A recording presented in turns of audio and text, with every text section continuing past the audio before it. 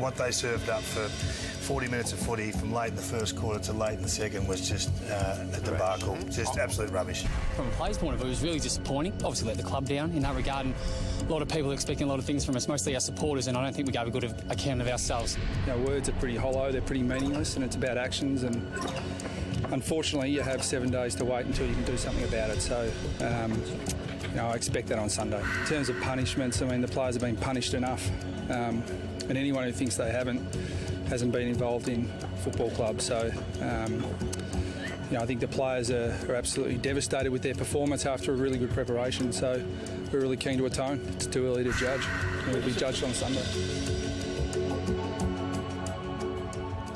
Etihad Stadium is the scene for today's round 2 clash between two teams yet to post a win for season 2015. The Roos at home to the Lions on the road as they make their way out onto the ground. I say good afternoon to the former Saints captain and champion, Danny Spud Frawley. Great to be here, Dermot. Heard a lot about Nick D'Alessandro and Brad Scott there. They talked about confessing their souls. Well, the only way you can cleanse your sins is through actions and what they do in the next 2.5 hours. It's as simple as that. You can talk the talk as much as you like, but it's what we see in the next 2.5 hours and 4 quarters. Coming off a team against Brisbane who built themselves up for a round 1 win against Collingwood, who were embarrassed and contested ball as well. So there's a real fight on both teams' hands here today. Either team hardly played the perfect game last week, but they both showed at certain stages against quality opposition that they can do the job. No, they can. The outside run, look, Merritt's a big out for them, and obviously Rockcliffe, so a lot dependent on Dane Beams and Rich in the middle of the ground. Zorko and Green, they need to hit the scoreboard. I don't think they're tall players if they can halve a contest, but I think it's the running power through the midfield that's going to get them through. As we have a look at the Brisbane lineup there, Maguire comes in for Merritt there. Clark's a much improved player. Adcock, look for him for your third man in. Paparone and Lester. I think the midfield there, they need the run, they need some goals through Zorko, Redden and Buick. I'd love to see the kid McStay. He's named in the forward pocket. Stephen Martin at full forward. You know he's going to vacate that. This kid McStay has got something. He's a very green player at the moment. Son, just run to it, find it, jump at it. North Melbourne? Well, here's a defence that had 22 marks taken against them last week. That's right, 22. The league average is about 13. They'll be embarrassed now. You can say the whole team, but the defence, they're the guys. Tippett, Thompson, Ferrito, McDonald, they were outstanding last year on halving a contest. Last week they were pathetic, let's say that, but the midfield at the source of the ball, that's where all the pressure wasn't, Dermot. Wells, Del Santo and Gibson and these types, they just weren't near the pressure acts at all. Daniel Rich on screen. Last week he came to the goods with 667 metres gained. 29 possessions, went into the middle of the ground at 3/4 time, and I won't say he single-handedly turned it, but his ability to get the ball forward in real good fashion was extraordinary. Well, I think they've just got to start him in there, Dermot. You talk about the last quarters and you can bring that into the following week's form. He was terrific down back, but I think now with Rockcliffe out, they need that long penetration from Daniel Rich in the middle to help the likes of Beams and Zorko in the middle of the ground. They looked a hell of a lot more dangerous with him forward to the centre with those long raking kicks such as this, 65-metre bazookas coming off the boot. So I look for that nice and early, I would have thought. This is why we have coaching boxes, because we get challenging ideas. I'm the kind of person who looks at him and say, I don't think he's got the foot pace yet to actually start in there. Yep. I reckon they'll clamp him if they start him in there. I'd let the game settle in and then push in. So you want his foot skills right from the word go. That'd be nice. Well, you need that. When you're playing interstate, I think you need some scoreboard pressure. You need to keep the crowd down. I understand where you're coming from. Is have a look at Dane Beams there.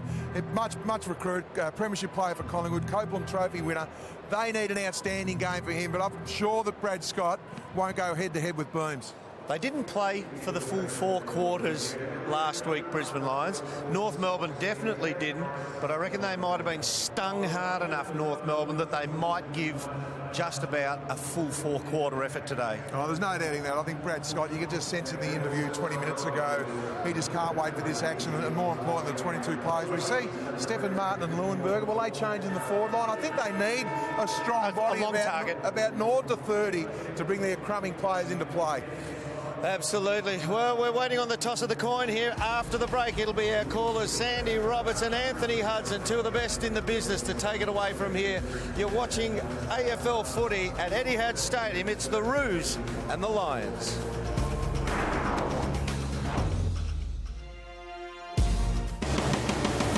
Welcome back to Etihad Stadium. The players just going through their final warm-ups at their respective ends. We'll have the coin toss in just a few seconds' time, and it won't be long before this all-important game is underway. Important because someone is going to be 0-2 after 2 rounds of the 2015 season, and North was one of the more fancied teams after finishing 4th last year. Crowd continuing to build.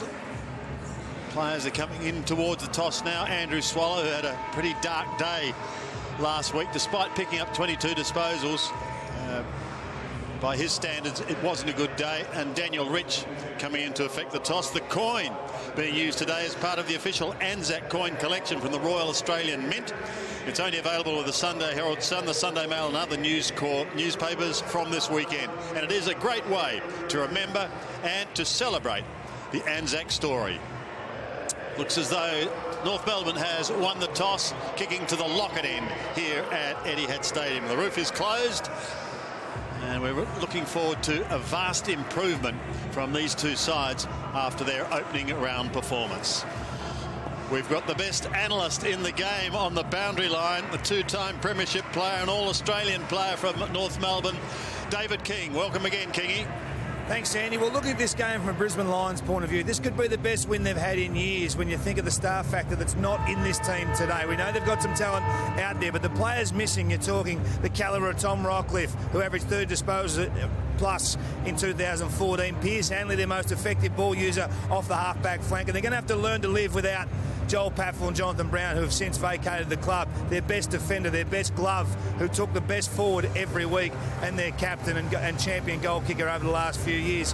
Which stars will bob up today? Can someone else jump from the pack and put the Lions on the map today? This would be a huge performance on the road to win today against the Kangaroos, who were hurting after last week's performance. But the opportunity is there, Sandy and Hutto, for the Lions if they want it desperately enough. Yeah, there's no question of that. You mentioned the players that are missing, and they've made changes. They brought in Maguire, they brought in Close, and they brought in Zach O'Brien, who will start the day as the sub for the Brisbane Lions. Still a decent midfield, isn't it? Yep. Brisbane have.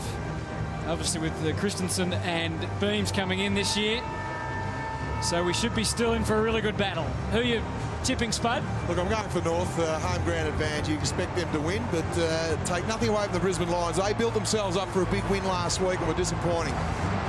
Derm, I presume you're going for North as well? Yeah, North Melbourne. I just think they're probably capable of playing more of the game than Lions. They won't fade out of it.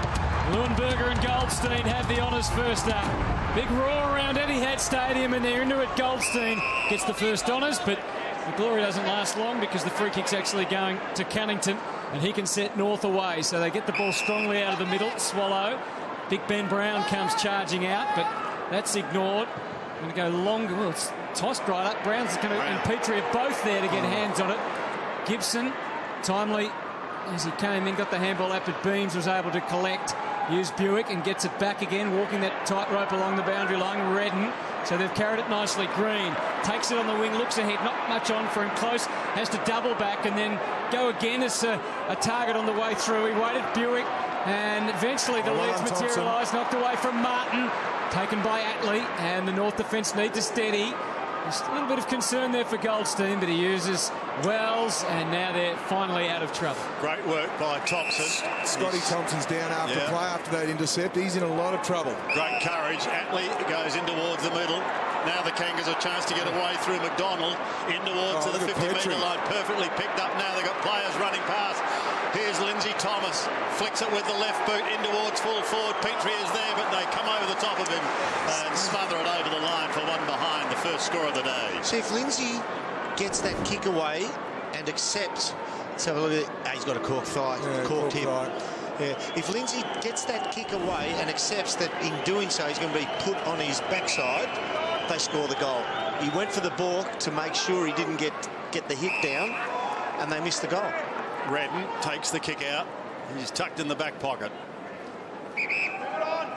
Rich is short, but he'll go down the line long. Over the head of Daniel Rich. Not able to complete the mark. Stephen Martin gets through some heavy traffic, and he does it well, the big man. Now the race is on. Sam Mays has got to beat a couple. Sam Wright is there with him. So too is Gibson. Wright and Gibson combine. Wright the late inclusion for McMillan. Back pedals to Dal Santo, who needs a big game today. Back to Wright once more, and the Kangas for the moment out of trouble. As they work that city wing, Nahas releases a low ball. It's a short one, well guided for Wade, who's moving nicely early. Pumps it in there again. Ben Brown's waiting on the line. It got through the cracks to the big fella. He screwed it around the corner and kicked the goal just. Well, I can see what Brisbane Lions are trying to do, but no Daniel Merritt out there, Dermot. Marco Pavarone. You just have a look on the side of the screen here. Brown running towards goal. Just far too much space. I don't mind him playing in front, but you must admit, see here now when he reads the play, he's in no man's land. No man's land whatsoever. Tries to get back, gets a fingernail on it, but if he had have been another 5 metres closer, he would have been able to get that defensive spoil over the top. So big Ben Brown sneaks in the first goal of the day. Both the Kangaroos forwards have been the target, have made the scores.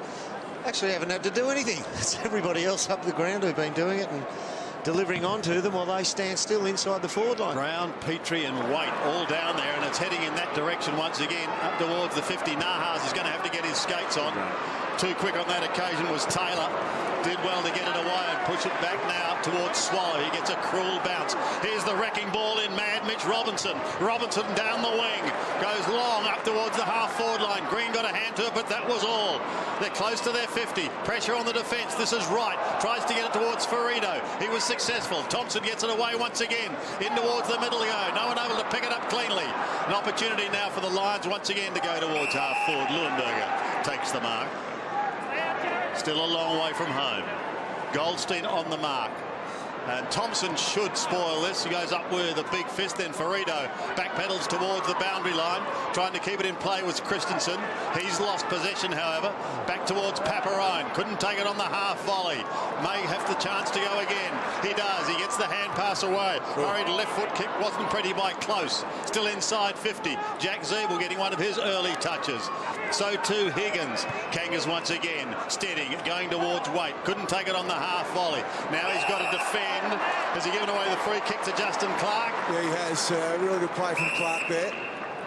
Just used his body well. What they need is a little run from behind Brisbane Derby. You can see already North getting back in numbers. They had 22 marks taken against them last week.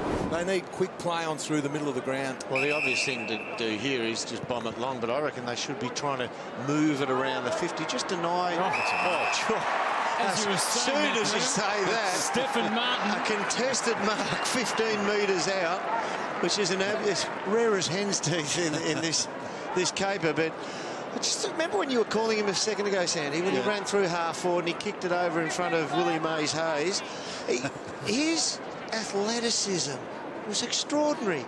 And then he stands underneath it like a monolith and just clunks it. Well, the big question is, can Stephen Martin and Matthew Leuenberger give them enough up forward? That's a great start. If I was North Melbourne, Spud, you're the one to chat on this. If I was North Melbourne right now and I was Scotty, how do you let a key forward stand underneath the pack, jump off 2 feet, a 4-man pack? That's inexcusable. There's too many guys putting their arms across their players, worrying about themselves. And when you have a bad game such as last week against Adelaide, self-preservation starts to come in. But you need team defence there. Come in third man in. So the Kanga defence has got to sort itself out pretty smartly. That was bad. No, it was. You just can't have a high ball there sitting in the air with North Melbourne players with both feet pinned to the ground. Leuenberger rises high, but Goldstein wins it. Robinson has interfered. So the Kangas through Zeeble to go forward once again. From Harvey back to Zeeble. Left foot kick is a good one. Up towards the 50 and Higgins takes the mark. Now he'll swing round now and he pulls it hard and severely, a little too severely, into the left forward pocket. Well, I like the play on. It was just the execution in the end. The forwards really love that connection when you see a half forward such as Higgins, who had a terrific game, it must be said, last week for North Melbourne, his first game in new colours. 4 goals against the Crows, Spud. Had good hang time on that grab. Here's Cunnington. Can't get through heavy traffic. He may get a second chance. He may get a third chance. He does get a third chance, but he's just missing to the right. Possession being dominated by North Melbourne at the moment. 36 disposals to 20. So that's the athleticism. He's standing next to Tippett on the wing, and the fullback was still picking the ball up and just took off. Stephen Martin already with a goal. Now, can they get their small men into the game, preferably in the forward half? Dane Zorko, been an outstanding player for them over 3 seasons. See the point of the square there? That's Del Sando. He was organising where to stop, where to choke in terms of area. And having done that, setting up, organising better than they did last week. They had 2 possessions and they had a gain of 15 metres. Adcock down the line. Had a good run out at McStay, didn't take it. Now Christensen into the game with a handball, back to McStay. Couple of back towards the square. There's a couple down behind play. Close chips it up and gets it nicely into the 50. Well, Scotty Thompson again hopping off the ground. The left, looks like the left knee in this occasion. Maybe he's got a double hit on that corky. Sam Mays to have a shot for goal. What'd you call him before? Willie Mays.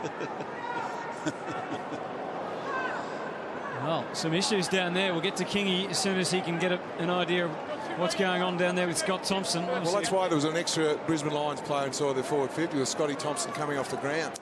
Let's see if Mays can capitalise. Talented young player, was the sub last week, so had minimal opportunity, and he needs to make more of that. It's a bit of concern down here for Scotty Thompson. Looks like that left ankle, he's just rolled as he lands here. You can see he just gets cannoned into by Michael Ferrito and rolled across. Yeah. He's already got a corked right thigh, now he's got a left ankle. And some discomfort down here. Del Santo brings it back into play to Harvey. They should be able to bounce their way out of defence. Wells takes it and gives it away once again. They've got it down towards centre wing, courtesy of Nahas. Now Goldstein's just come off the bench. Goes back again. Lindsay Thomas took his eye off the ball, but he managed to recover. Go back to Goldstein once again. Penetrating hand pass to Nahas. Back towards McDonald. They go inside 50. The lead is on from Waite. Couldn't quite complete the mark. And they may get out of trouble here, although the gang tackling by the Kangas is good. Higgins was at the bottom of the pack. Over the top was Beams. It was more of a drop mark by Waite than a good spoil coming from behind. You've got to take them, Devon. Yeah. It was a beautiful kick from McDonald. It was a good lead. Yeah. 32 disposals for Beams last week at his new club, and 25 of those were hand passes. Interesting to see what he can do today. Has Higgins gone out on the full? No, it had already gone over. So we'll throw in just inside 50 as we have a look again at the Swallow tackle. Del Sando just scanning off the back of the pack here. Beams over the line once again. Was that on the full? Must have been above the knee. Yeah, the umpire's good call. Good position. So Goldstein goes back again to contest. So with Tippett off, we have, with Thompson off, Tippett's gone over to McStay. Beams, long kick down towards Tarrant and co. No one able to pick it up clean. He tried to poke it out the back door. That was going to be okay. Now Robinson again needs someone going past. It's Buick. First one way, then the other. Beautifully done. Gets it across to a teammate in his skipper in Adcock, who kicks the goal. Adcock gets his first in his 61st straight game, and the Lions hit back again. Pre-game we were talking about that, wasn't it? The run and carry through the midfield and that handball on the fly. That's the midfield strength of the Brisbane Lions, taking the game on. It's going to look risky at times, but I'd much rather see that quick flow-on play through the middle of the ground, which is just about impossible to defend, and that is great hands from all the Brisbane Lions players. Their first look was in, and then it sealed the deal with Adcock. Great goal. Great finish. But Mitch Robinson can take a bow on that also. He was ready to swing onto his right foot from 55 out and decided to retain the footy because only North Melbourne had swarmed back. And if it didn't clear the line, they'd win it. Good competitive start this from the Brisbane Lions. The Roos have dominated out of the middle but haven't been able to capitalise, and again they go very wide, so haven't really given great service to their forwards yet despite winning 4 centre clearances. Justin Lepich coaching from the boundary line today. Brett Burton there as well. Former Adelaide star, high flyer. Wonder if he still takes hangers at training, Spud. I'm sure he would, mate. Buick. Take him in his sleep. Rich tried to find a path through. Knew where Christensen was. Redden knows where the boundary is. He got one on the way through. They're starting Rich in the midfield this week, and obviously he got them into the game in that last quarter, so they were happy with that result. Yeah. Down to you, Kingy. Just having a look at this here, that's the error there. They're allowing the Kangaroos to play on. When they roll up like they do and press up high, they can't allow the Kangaroos to get through and play on quickly. This is where Brisbane have been damaging off the wing into Green, who gets away. Don't kick the goal, son. Yeah. Wasn't that a beautiful weighted kick from Daniel Rich? And that's why in the midfield, they need to put a bit of a tag on him, because if he gets some quality ball, Rich, as we saw in the last quarter against Collingwood, he can do some damage. But just for junior footballers, it's so easy to be streaming through the middle of the ground and say, I want to spear this. That's a beautifully weighted kick, and learn from that. And so is that from Josh Green. And you can see the emotion for the Brisbane Lions, who have now got 3 on the board, 3-1-19, capitalising on their 8 entries. North have been inside 5 times for 1 goal too. Well, Dermot, there's no big bear in the square for the Brisbane Lions, so they have to use ball movement and kick the ball to space in the forward half, such as that. It's extreme. It's just wonderful knowledge of how to get the ball to your teammate in the easiest fashion for him to receive it. So the Lions skip away to an 11-point lead.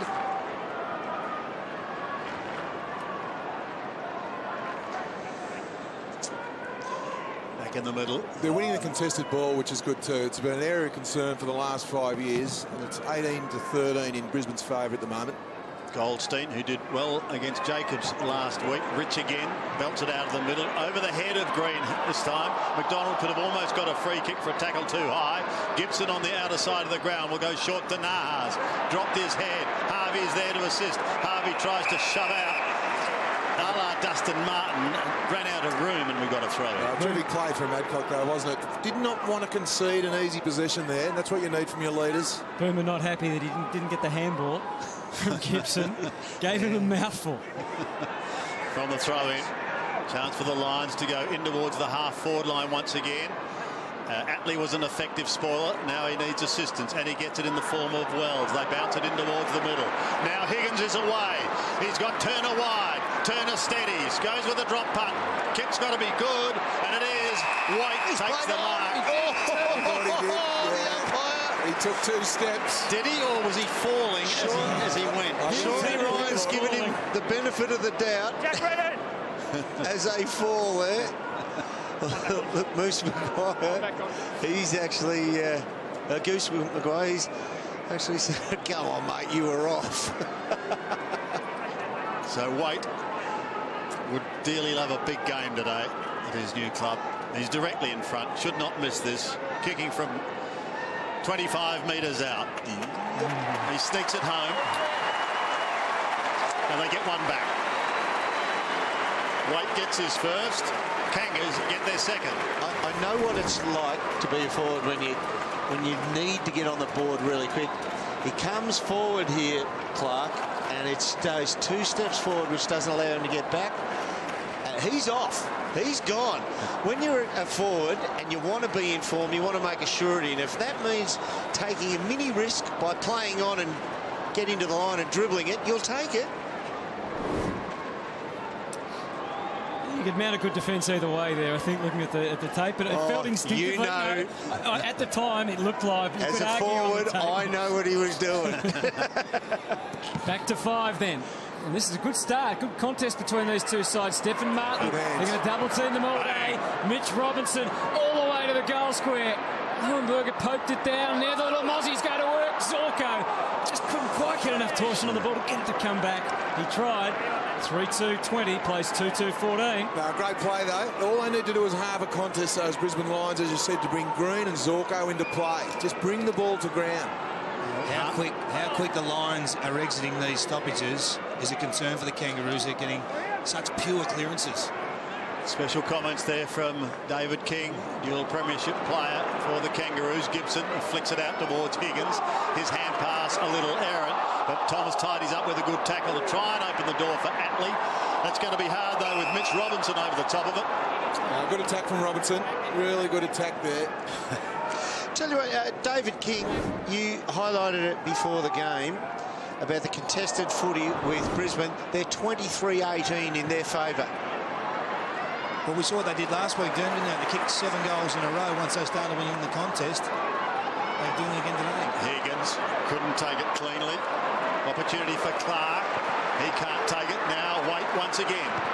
Picking up some early touches. That's a poor kick, however. Right. And straight down the throat of Adcock. Well, he reads the play better than most, Adcock, so they just need to be aware of him as being that secondary defender to take the intercept mark. Leicester. Call to go now. First one way, then the other. Decides to go short to Robinson, who marks in front of Del Sando. Well, Brisbane being able to work it out of the back half, not with speed, but just with precision kicking. Pepperone leaves it for Redden. Been impressed with Mitch Robinson. Yeah, he's had 6 disposals already, Dermot, going 100%. He can't run, Scotty. He can't run. Now, if we can see that now... Well, he's limping back, isn't he? Yeah. Well, actually, you know what? That's fair. Leave them on each other. Coming straight off. I'll tell you, Close is coming straight off. Yeah, just clutch that left knee. He's in trouble too. Scotty Thompson couldn't chase him, and Benny Brown almost had his head taken off in that ruck exchange with Stephen Martin. He plays straight on and he gives it across to Harvey, who's away. Oh, skimming ball into the middle. Just wait for McDonald. Look both sides. Now he goes, let's got half cut on the way through. Paparone, difficult circumstance, but did well. Shoveled it out. Christensen got it back from Taylor, got ridden by Kane Turner. He's got a lot of pain on the boundary line, Michael Close. It looked innocuous, but... Yeah, there's the high tackle. Made sure of it. Come off half-back. It's a well-guided pass. Taken by Adcock. Well done, Stephen Martin. Led out the ball carrier, made space and a one-on-one behind. And McStay just he got into great position there. I think arguing with the umpire, perhaps he could have been given a free. Here's a look at the Close injury. Yeah, just that left knee. They're just doing some structural testing on it down here, Danny. It doesn't look great at this stage, I've got to say. Cunnington takes it away to Wright, who was a late re-inclusion in the North Melbourne team after being left out on Thursday. Leicester rounds it up, goes short. Oh, it was dangerous, wasn't it? Nahas with extra Thomas. He went to the knees before the tackle. It was like he was walking downstairs. Yeah, then. he was. Well called, Hutto, because he saw the arms coming, thought, I'll just go a little bit lower. Don't get me started. His full measure and down the line, Sandy. Thomas, yep, towards Brown, who was edged out. Goldstein does the roving work. Wells had it and then lost it. Robinson couldn't take it cleanly. Wells again at the bottom of the pack. Wells, he got into his move before he got into his move. Yeah, just got the knees beautifully there. He's given the uppercut with his own leading arm to make sure that the tackle went over the shoulder. Adcock's been busy early, inspiring his side. An opportunity for Swallow. Opposing captain goes in towards full forward. And, well, they've got a few big guns there and a smaller player in Sean Higgins. And he's going to go back and have a shot for his first goal today after booting 4 last week. Good. Talk about how good that kick was. Yeah. That's a real good touch. That's the hardest one to do under pressure, to dab a ball over the top of a defender and into the oncoming path of a forward-moving player. Your team, mate. Great kick. That clock counting up, by the way. Some technical issues here at the ground. Yep, almost 21 minutes gone. Higgins steady in his approach. Always right, finds the woodwork. 2-3, plays 3-2 with just over 21 minutes Gee, that's having elapsed. The equivalent of talking about golfers. Well, we got the the big tournament on at the moment in the States, the Masters. Good swings. Sean Higgins' kicking action is just pure. The tradition continues, Sandy. So does Jordan Spieth at the moment. Indeed it does, Hutto. Lions lead by 5. Up towards the wing. Beams couldn't handle it first time. Did the second. Off to Christensen. The recruits combined very well. Crafty kick in ball. Wasn't it to Mazu? Didn't press go straight away. Waited. And Christensen followed up his earlier good work. He might go. Well, he thought about going short. And then he did it a little bit too long. And it's smothered off the boot and over the line and out of bounds. The boy from Lara, Derm. Yeah, I thought he was going to step him in the end, Derm. I thought you're right, Derm. When Ferrito was coming to Christensen, I thought he's going to step him. So he should have kicked it straight away or step. He did either, and it was a great smother from Ferrito in the end. We'll get a chance to interview him and call him the boy from down south now. Still in the attacking zone for the Lions, but Swallow did really well to Goldstein, who gets it to Cunnington, who was held. Petrie goes with a left-handed hand pass, and Mad Mitch is going to get him. That's all right. Is there half a Be jump very on there? careful. Be very careful. Just wiping the... That was all right. It's a real good free kick to give, though. Look at them now. They've stopped. If he doesn't give that free kick away, they're on the way to the goal line. Turner's kick goes up towards the half-forward line, inside 50, but only for a moment. Dangerous kick. Well done by Turner again. He affected the spoil to try and keep it in the area. Lions defence desperate. Cunnington couldn't take it cleanly. It spills free to Zeeble. Zeeble's hand pass goes back towards Turner. He gives it off to Harvey. Look away, feigned hand pass. Then he spears it in towards the pocket area. Making another chance, Boomer. He does. He's just outside 50. First one way, then the other. He's got to be quick. He is. Centering ball. Mark not taken by Petrie. Socket off the ground by Brownie. And he does it.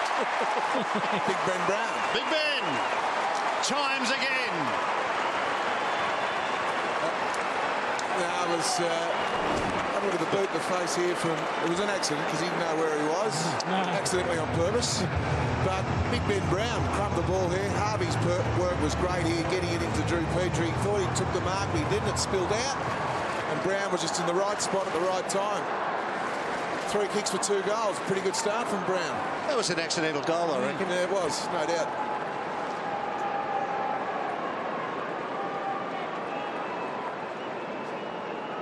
He'll take it.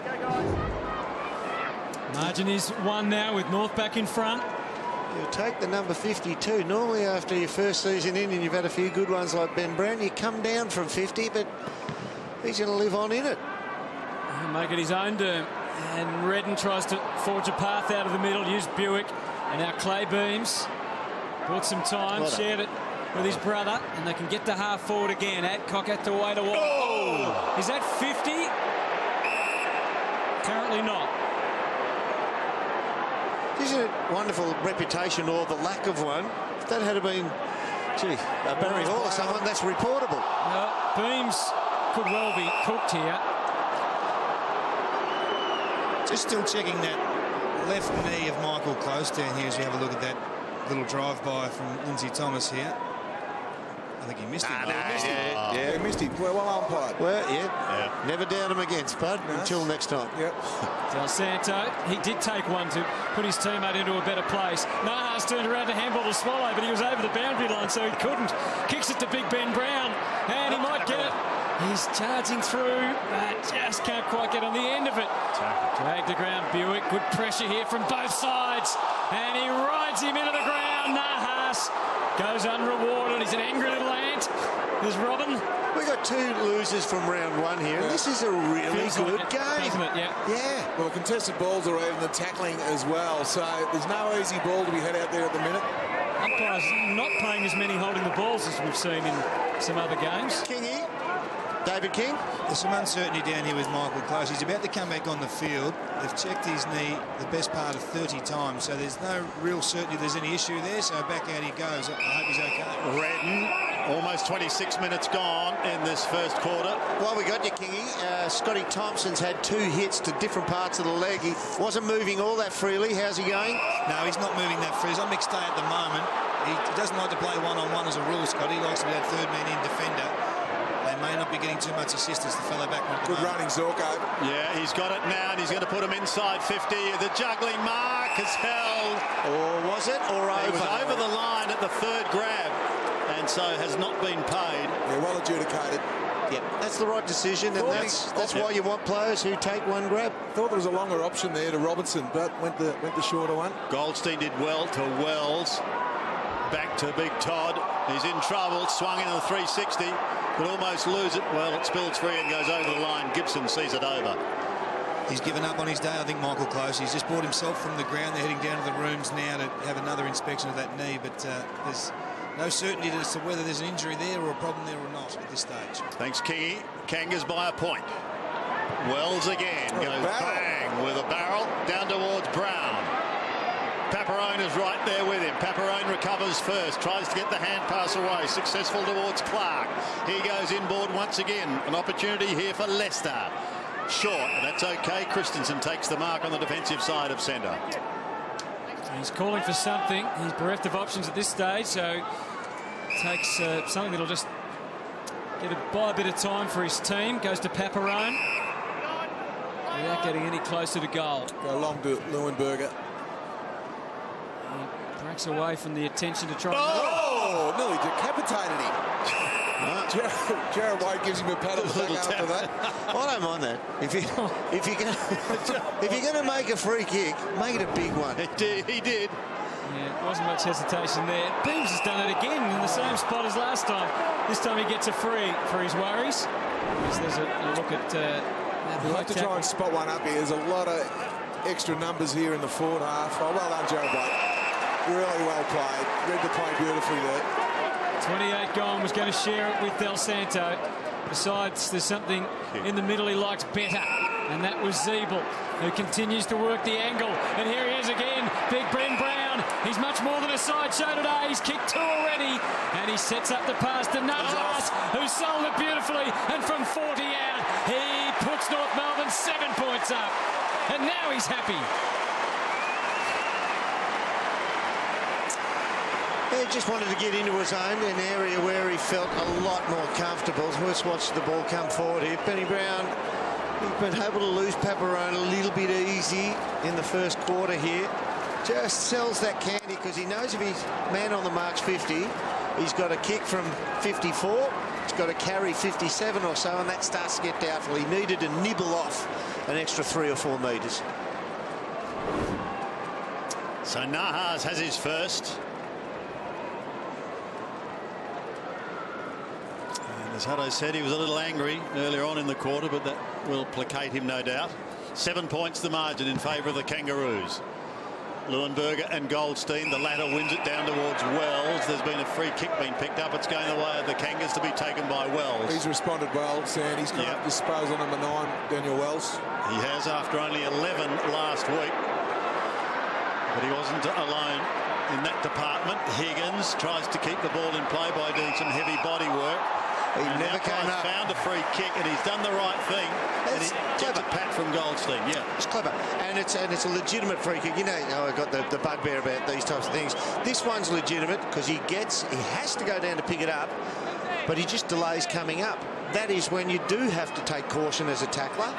Well, bends down, stays down a second, and keeps down. So that is when the onus is on the tackler. I just get disappointed when they apply the tackle correctly and the tacklee turns it into a head-high one. But that's legitimate. So Lindsay's worked hard on his goal kicking. He had an attack of the yips for a while on the siren. He's got it.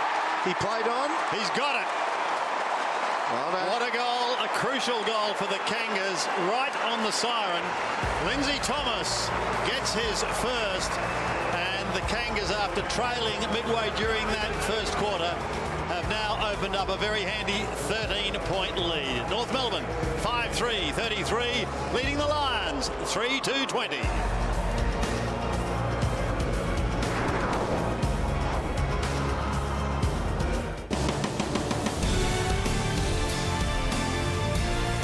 Opening term, and here was Lindsay Thomas. The umpire said, you've had your time, it's play on. Siren about to sound about now, and the kick was on its way.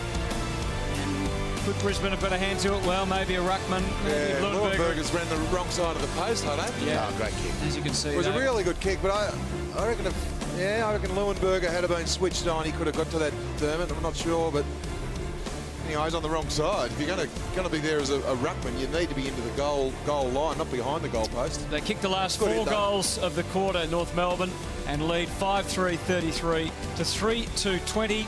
Daniel Wells rediscovering his best form with 9 disposals. Ben Brown's been a threat. In fact, when they've gone forward, they've looked very, very dangerous. Although you'd have to say Brisbane have come for the contest as we have a look at some of the numbers there. Yeah, Brisbane started really well, but Todd Goldstein, Dermot, got right on top the longer the game went. 13 hit-outs, 13 clearances. We've got Daniel Wells with 3, Cunnington 4, and of course Andrew Swallow, all getting some quality disposals.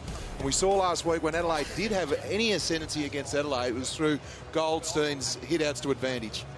We need to hear now from the coach of North Melbourne, down to David King.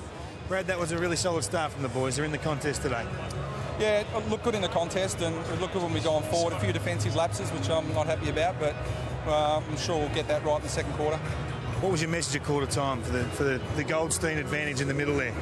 Yeah, look, I think he's been terrific for us, but we've still got Drew and Ben Brown to go through there as well, so we've got to make sure we keep up intensity and Goldie doesn't get too tired, even though he is a great runner. Get upstairs, mate, and do your thing. One thing let's have a look at the red vest. Close goes out of the game. Well, that's disappointing. It's one of their tools. Let's just hope it's a pinched cartilage and not something more. One of the things I noticed in the North Melbourne forward line, the Brisbane back line, Brisbane couldn't find a crumb.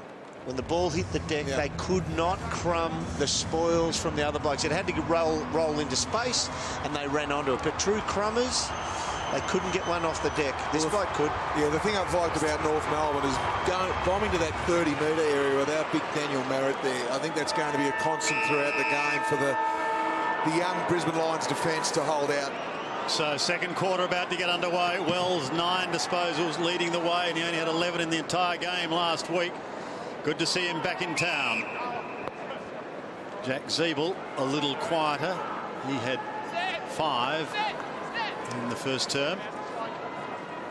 We know how damaging he can be, and he's lurking around this pack once again. Lions would dearly love the first couple of goals if they're going to try and do something here and stay in the game. The McGrath hand pass was okay initially. Buick is wide. He's got it now, but he's across the half-back line. Brown on the mark. So this is predictable footy here. Nothing's opening up down the outside, other side of the field. So they've got to go down the line, and North Melbourne are controlling it. He was wanting Leuenberger, but his immediate opponent, Goldstein, was in front and took the mark. They've just got to be prepared to... They want to get side on the Lions, but even go in reverse until you can go side on.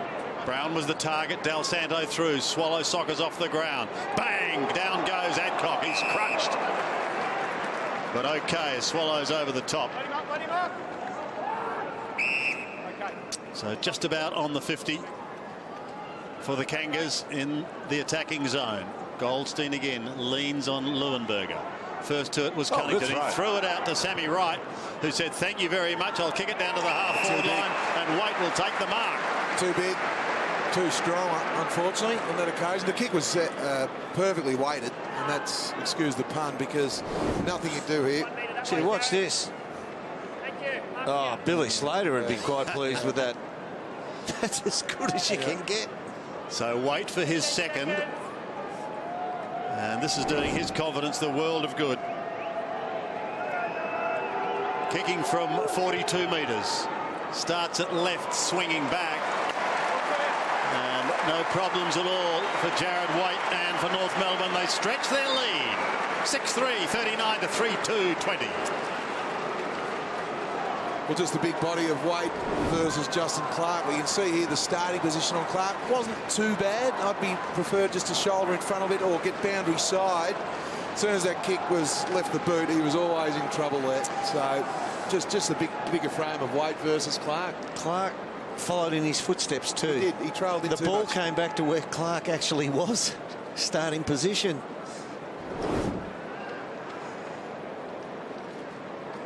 Have a look at the difference in body weight there. Jared Waite, obviously a veteran. Clark still finding his way. He's a very good defender, Clark, but just needs a bit more body weight. Great tap.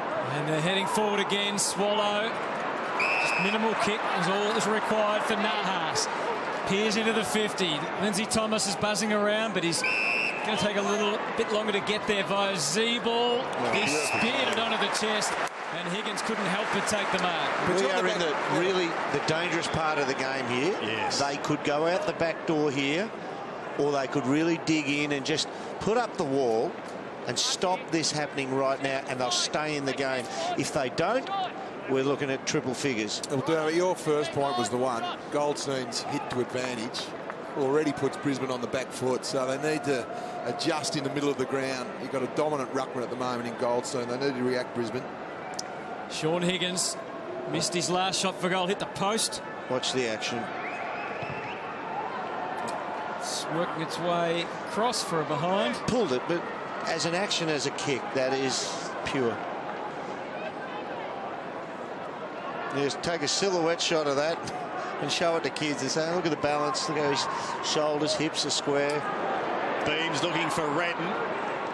Kangas have got the players at the back her, and they'll go charging into attack again in towards half forward. Waiting down in front is Wells. There's a free kick for holding. Wells wanted to go, but it's going to be Zeeble who's going to be the recipient of the free kick. What saw the kick out to a 3-on-1 with Drew Petrie being one of those taller players was the right option from Beams on that occasion. Let's get a look at it in the enclosed box. Yeah, the little left hand grabbed around the tummy and pulled him to ground.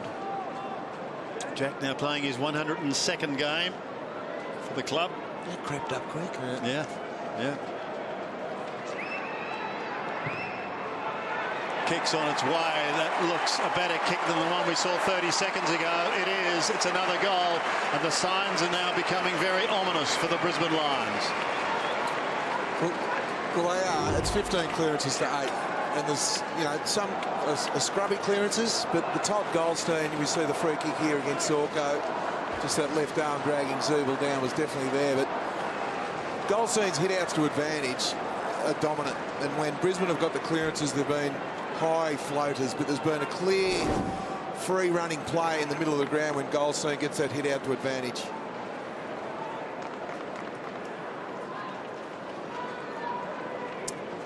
Down on the bench, not showing a lot of emotion, but there's a shake of the head or two from Justin Lepich. Mind on the job. He's got plenty to worry about. His side now trailing. Goldstein's on fire in that. By 26 points. Adcock trying to take care of Del Santo. Numbers multiply. We'll have another ball up. Dermot, he'd have to be the most important player in this North lineup, wouldn't he, Goldstein? Oh, his ability to start the game in North Melbourne's favour from these areas. That's a good wrestle there by Big Stefan. He was pushing the line, wasn't he? Yeah.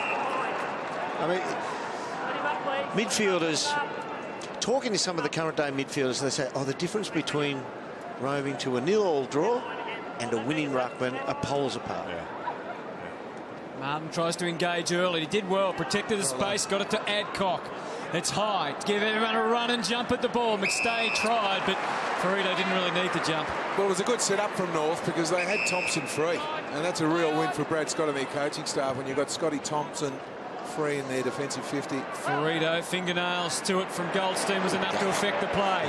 Ben Brown, skyscraper in the middle. Del Santo, I should say Zeeble went for it, took it, and swings it quickly. Petrie, watch out, young McGrath. Good boy. He was good, wasn't he? Sturdy went for it. He's feeling it now. Play goes on. Jared Wade had an eternity to line it up, and he got it all together. And he's having a night out. That's his third. Well, that's where they continually bomb the ball because they know they've got no key defender in Merritt. But have a look at the courage here from Jaden McGrath. Now, I know it's a North goal, but Justin Lepich will be wrapped with that. Really good contest from both boys, but that takes a lot of courage when you know you're going to wear one for your team and Petrie coming onto you. Wait, crumb the ball, the beautiful banana kick over the top. So that north of 30 here is a real concern for Brisbane. All of a sudden, we're looking at a 32-point margin in favour of the Kangaroos. Take my hat off to that kid, Jade McGrath. Yeah. It's not as if Robin Nahas was coming the other way. It was 105 kilos of Drew Petrie. Yeah, it was a great, courageous effort and well done. It'll be a free kick going against Lindsay Thomas. Was the sub, the activated sub, young Zach. Yeah, he gives him a bit of a stare. Says, settle down, settle down. Well, they've got to get the next couple if they're going to stay within reach. Otherwise, as Dermot said, this could well be a rout of considerable proportions. Go to McStay and just tell him to jump out. Okay, good spot up. Great stuff. Found Redden alone. Still outside 50. Comes inboard. That's okay. Towards Leicester. Yeah, take your time. You can go backwards too. Long and low. A number of big flyers, no one able to take it cleanly. Christensen tried to get the hand pass over the top. That was ineffective. Pushed wide towards the boundary line, and Waite sees it over with Paparone. Now, I'm not going to be totally unhappy if he comes all the way back. They've still got players 80 metres back here. Just get your hands on the footy. Don't take risks. Adcock is his target. Petrie intercepts, but he couldn't take the mark. Gee, recovered well, Big Drew. He's up again. He's down. He's up. He's kicked a hurried ball that dribbled along the ground. Paparone will get there first in front of Thomas. He applies the tackle. Gets the kick wide to the outer side. The mark not taken by Lewis Taylor, and it spills over the line. Christensen appears to be in trouble behind the play. They just need to own the footy for a little bit. Spud. Yeah, it's not good. A right cross. Well, he might have gone down a little easy too. It might have been a bit of acting. Harvey, he's still in the hands of the trainers, Christensen. And he's broken away now. Harvey running around in circles before he bombs it out to the wing. Goldstein in great touch, but doesn't quite drag it down. Rich off that powerful left boot. And the trainers have to scurry and get out of the way as the ball came in. Mays couldn't quite take it. What's his name again, Dan? Willie Mays. Sporting legend. How did you know Willie Mays? It might have been before my time. Well, sure it was. So was Beethoven, but we've heard of him. Who did he play for, Dan? Oh, wouldn't it be great if we had a player with that name? Well, handball from Gibson. Back to Harvey. Almost a half back. Oh, O'Brien goes down as he centres it. Oh, yep, it's worked. Oh, it was a 50-50, but Nahas bounds away. He's got Zeeble up his sleeve, Higgins up his sleeve. They got an anchor though, Brisbane back. That's why they have to hold it and run. Del Santo gives it back to Higgins. They've got more on the inside, but Higgins just goes for home. Blasts away for Waite, who's going to get the free kick and going to kick his fourth goal. Well, here's the top of the square again. And as I said, they're just going to continually attack this area of the ground, either get a mark or a free kick or get a front and square. They had an anchor though. Yeah. Leicester was a man behind play. He almost came to the ball carrier. He didn't quite get there, which means he had to then go in reverse and get to this contest. And he was still 7 or 8 metres away, enough to get there and pressure. So just panicked into the free kick there, the young Lions defenders. Jared Waite had kicked 14 goals in 12 games against North Melbourne previously. Well, this is going to be 4 in 1.5 quarters of football as North Melbourne lead by 38 now.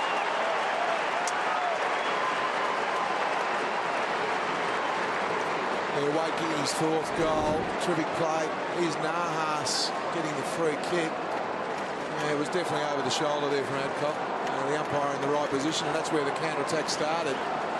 But the real concern for Brisbane Lions, they've only got it 19 times, North Melbourne, for 13 scoring shots and 9 goals. So they're nearly going 50%. Every 2 times they go in, they get a goal. Yeah. 38 points is the margin. And 4 goals to the former Carlton big man, Jared Waite. So what can Brisbane do to stop the bleeding? Ben Brown's having a run on the ball. It's a fickle bounce, and we'll take it back to the middle once again. I do like how Justin Lepich is prepared to trust his defenders while they learn the caper one-on-one behind the ball at centre bounce here. There's no support, there's no 7th defender. He wants to fast-track their development. Stephen Martin wins it. It's a good point, Kingy. He's going to take some pain along the way, but he's given him a chance. Martin's kick goes down towards the half-forward line. There was holding, I think, on Christensen, and he's going to be the recipient of the free kick. Gets Sam right.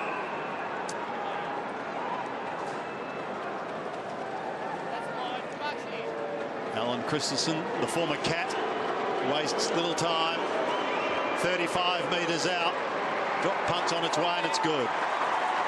So they stop the rot for the moment, at least the run. Christensen gets his first. And the fourth for the Lions. There we can see Dermott and Spud. Yeah, the bottom left holding frame there. There's no need to do it either. What he should have done is started the boundary side. He wouldn't have to worry about holding on because it would have been an unnatural kick. But they both had the 5 inside 50s, North Melbourne and Brisbane. The unfortunate part about it, that's their first goal. North Melbourne 4-1. So we're back to a 32-point margin. Kangas coach, Brad Scott. Yeah, you could just tell in his voice at quarter time, Sandy, that he's not going to let up on his team unless they play 4 quarters of tough footy. Leuenberger wins it. There's holding again. Lions wanted the advantage, but it's going to come back, and Beams has got it just forward of the centre. Yeah, the North boys flood through. They're not prepared to back there. Spearing pass. Meant for Christensen, but he couldn't take the mark. He goes again. He gets claimed. Loses the foot. He tried to get it out to Green, who they now poke it in towards full forward. Leuenberger can't get front spot. Got a hand to it, but that was all. Tried to sucker it off the ground, and it finishes off going over the line for one behind. They ran 15 back into defence then, the Roos. They didn't quite get 15 back last week. I think they've been stung into a bit of action here. Yeah, I think they've... What's the odds of tap on the foot here? He's got himself in the fantasy team, I reckon, as captain. Back to Tippett, driving ball. Brown comes late on Leuenberger, affects the spoil. O'Brien's been handy.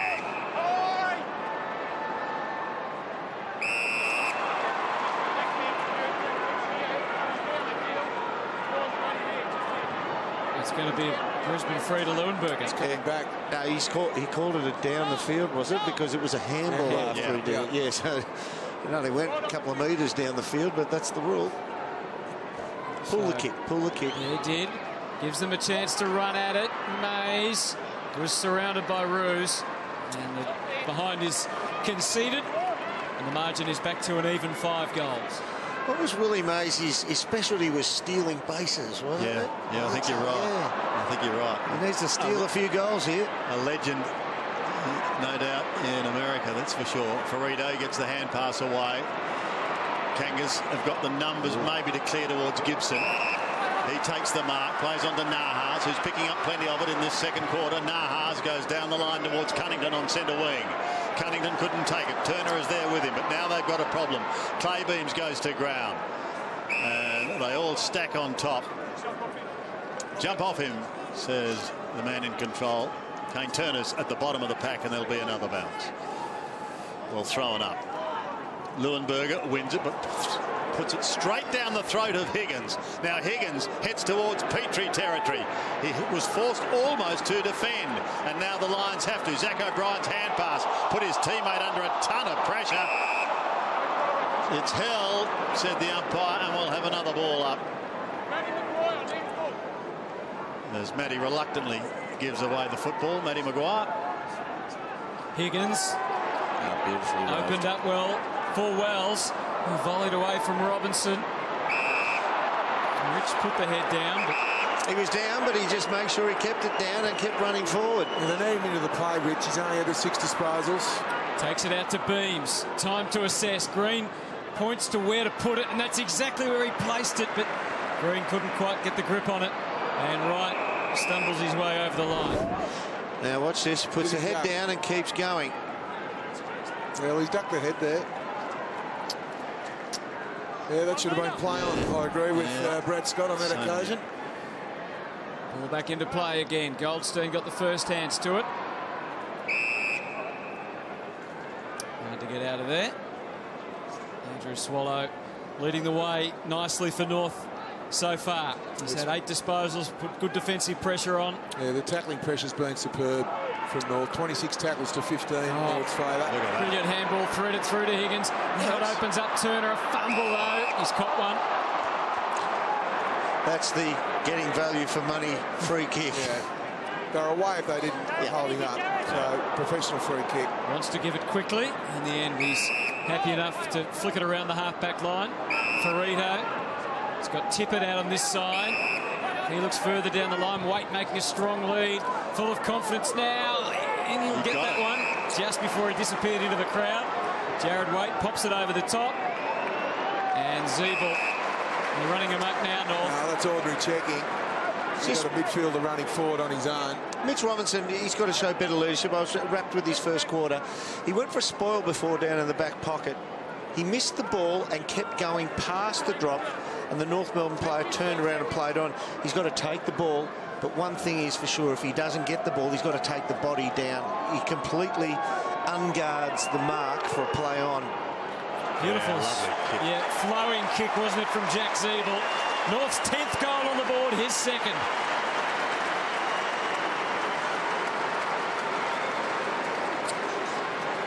No, he's playing a really good game, Zeeble. He's getting the most out of his disposals. He's going 100%. He's had the 9 disposals. As I said, 100% efficiency. He's had the 2 inside 50s, 2 goal assists and 2 goals straight. So that's what you want from your midfielders. He's got a really good goal spread at the moment, as I said, with Waite with 4, Zeeble 2, and Big Ben Brown with 2 also. 19 minutes gone in this second term. Waite has 3 goals in this quarter. Zeeble has 2 in this term. And they've shot away 10-4 to 4-4. Goldstein, who just carries a huge workload. He's beaten on that occasion, but they're going to pick up a free kick. Nicky Del Santo was being held, so he goes wide. Oh, Redden. It's on there, and it is. Zeeble's thrown a leg and kicked him in the head. Del Santo, Zeeble's on the ground. Del Santo plays on to Petrie, and the play goes on. He's thrown a leg at him and kicked him in the back of the head. Sorry, I shouldn't laugh at that. Sorry, Anthony. It's like one of Spud's spoils. Nice old massage. I got confused between the ball and the head at some stages. Frequently. 50 goals last year. Has he got 1 today? Starts at left and it stays left. It was their 7th mark inside the forward 50 already, North Melbourne. Right, there we go. Now, watch. Throws here. Now, watch the leg. Bang! Over the old scissor kick. Yeah. Mario Milano. Scissor kick. He's going for the figure 4 leg lock. There's Petrie again. Good hands. But beaten on this occasion. So the Lions now trying desperately through Christensen to start something and go forward. They've got an opportunity as he gets it to Adcock. Adcock looks down the ground towards Leuenberger. He couldn't take it cleanly. Also there is Green, but taking it over the line. Inexperienced Thompson. Inexperienced by Leuenberger there.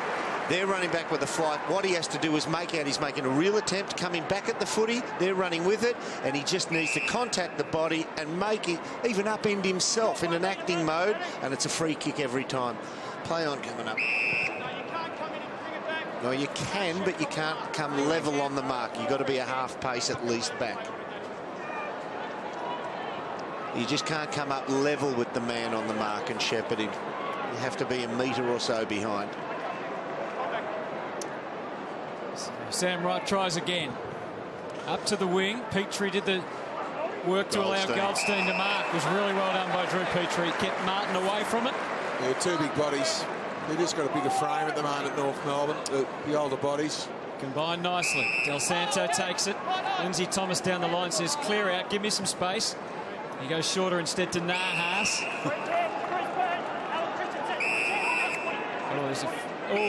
There's another scrap in the middle. They're not happy with Jed Adcock. Andrew Swallow, who takes a bit to get right. They're going to reverse the decision here. Yeah, they are. So he is furious. Swallow. Oh, he's almost stuck the beak. Yeah, almost. He gets in their face, Jed, doesn't he? He's done something to upset Andrew Swallow there.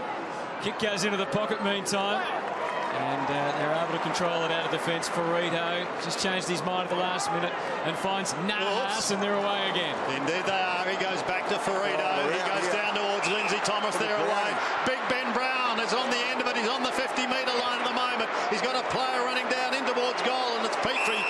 He'll go back and kick the goal, Big Drewy. He says, Jared, you've had enough. Yeah. He could have got quickly off the mark and then handled over the top and thought, no, you've kicked 4. You've got 4. I want to get on the scoreboard. I'd be keeping Zeeble on the bench for the next couple of minutes. It's getting a little bit fiery out here, and Jack doesn't mind getting involved in this sort of thing. Petrie for his first for the day. He makes no mistake, and the Kangas have their 11th and continue to march away. Now, I just want to show something. Experienced player. Now, this is a 100-game player, Mitch Robinson. Watch him go past. He has to take ball or body, but he did neither. Now, experience says if I take the body down, it's a free kick, or he's earned it, but at least he gets to man the mark and they kick over. They played on and took it inside 50. That's a perfect body spoil. As you said, a body spoil is using your frame as a battering ram, and then hopefully cause the spillage. If it doesn't, then use your fist. He's did neither, paid the price. What a quarter this has been by North Melbourne. Total domination. They've kicked 6 goals, 2 to 1-3. And their lead is extended to 42 points, and they're hungry for more out of the middle. Wells snapped it up and kicked it inside again. Jared Waite tried to get onto the left. He almost hurled it out, didn't he? Louis Taylor's able to sneak in the right spot for the Lions. Oh, he's got 1 on 2 down the line. And he's got nothing on, waiting. You're working hard, North, behind the ball. That's been the big improvement from last week. Reluctantly kicked it back to the wing, and North shovel it around again. And they're just lining up across half forward. Gibson takes the grab, flicked it out. Guess who's spinning his way through? Boomer Harvey. But Naha supplies attack, has to back up with a tackle. And there's some high contact now going Brisbane's way. Going to Rich. Contested possession this quarter has swung around in North Melbourne's favour. 26-18. Andrew Swallows. Forearm under the chin. No love lost out there at the moment. Lions moving it across that City wing. It was a bit scrappy. Taylor tries to redeem the handball from McStay, who kept on coming. So they got beyond the wing. The damning stat is North Melbourne have nearly had 30 more disposals, yet they've had 10 tackles to 3. Brisbane have only laid the 3 tackles this quarter. Well, they've owned the footy and just separated them so much. There's a lot of space between players. Good boy, get back on it. Ambitious target, wasn't it, to find McGrath under those circumstances? But he's a back flanker. He had Del Santo up his sleeve as North working across that last line. Yeah, they do. It was great work by Nahas. Thompson, 2-on-1 battle here for Petrie, and he's going to win out. Battle. He does, down towards Brown, needs a kind bounce, doesn't get him. He did well. He did well there, Clark, and who else did we have there? Pepperone. Yeah, Pepperone. Yeah. They worked it well. He just pretended to go for it, shepherded it out Petrie. Pepperone just grasped the mark. They worked it pretty well apart from taking the ball. Robinson to Buick to Christensen. They're away now. Another one wider to Zorko. Inside 50. McDonald did well to get in front and get a fist to it. Down towards Gibson. Back to McDonald again. Over the top he goes to Turner. They're out of trouble. In towards Zeeble. Well done, Rich. Zeeble has Wells. He's got to go. Good attack, Wells. And he does. He does. And he had the foresight to try and tap it further afield. An attempted soccer off the ground by Del Santo was unsuccessful. Rich steadies with the hand pass, but they're going to lose it to Turner. He almost stumbles. He recovers. Kicks in towards Brown. They need help. They're going to get it in the form of Higgins, and he's kicked another one.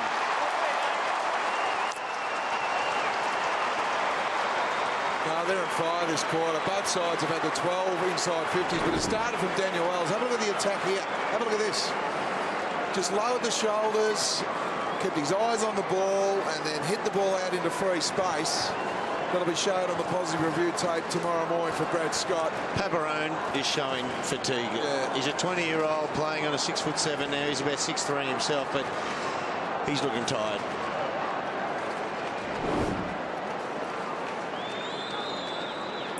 Well, it'll be a pretty long tape.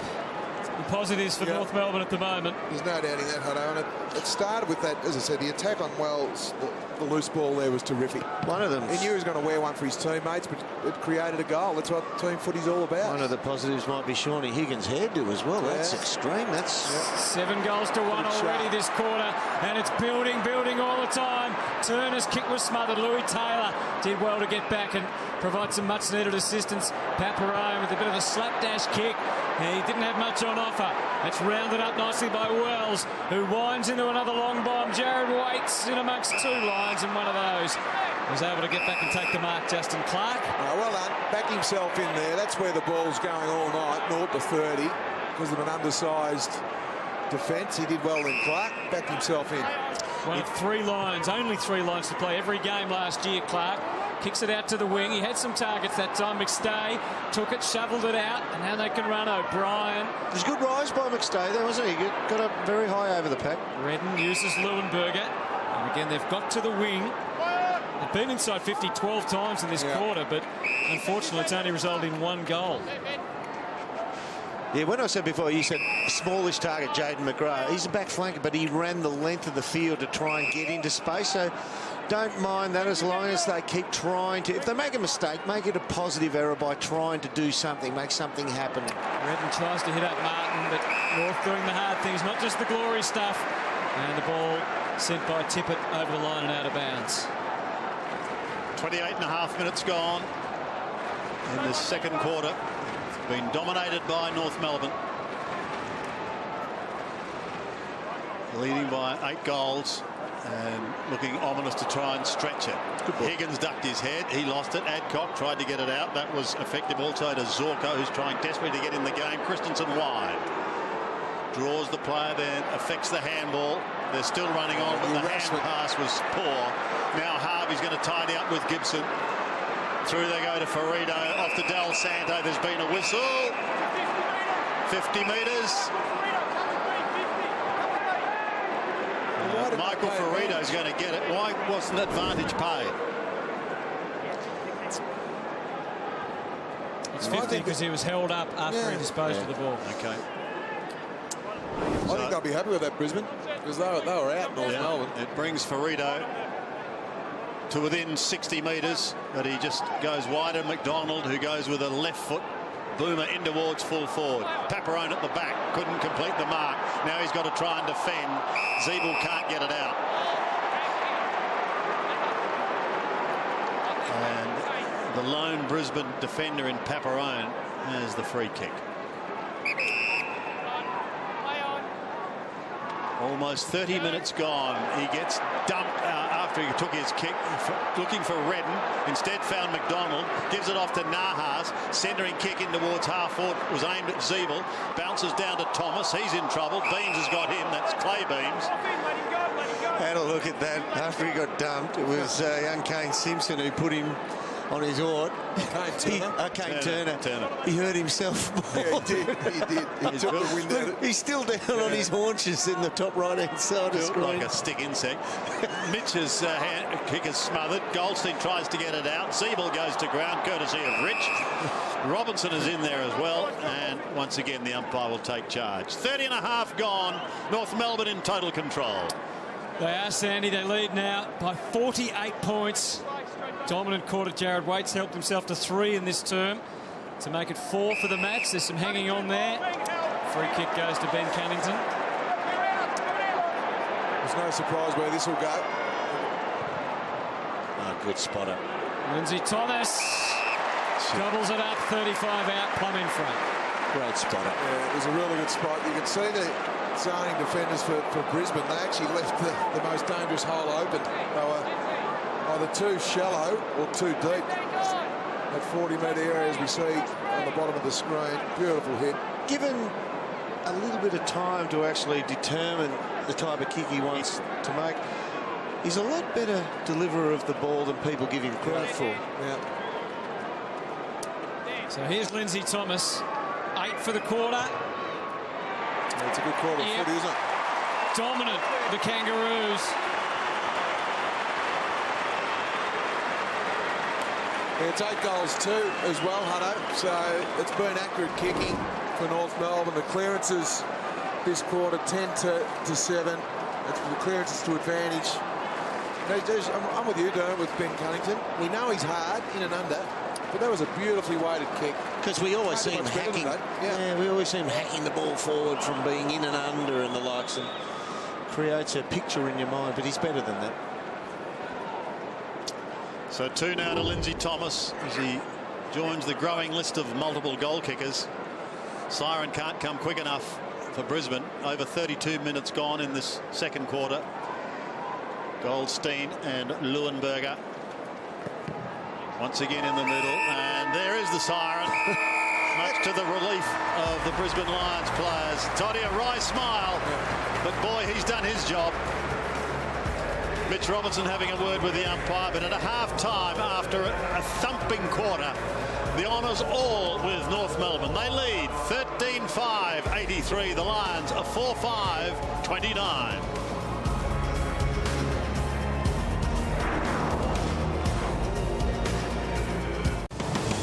Welcome back to Etihad Stadium. And it's a black day for the Brisbane Lions at the moment. But what can they produce in the second half? They're down by 9 straight kicks, 54 points after a sizzling quarter of football by the Kangaroos in that second term. So to our legends of the game in Dermot Brereton and Danny Frawley, boys, probably a stupid question. What can the Brisbane Lions do to try and put at least some respectability on the scoreboard?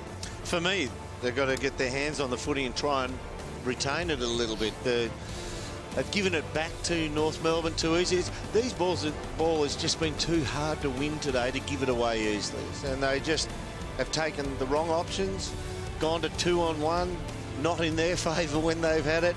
Just play a little bit safe by foot. Yeah, a little bit safe by foot, but I think when North get it, build the harassment, build the pressure around the ball carrier and create some turnovers. David King.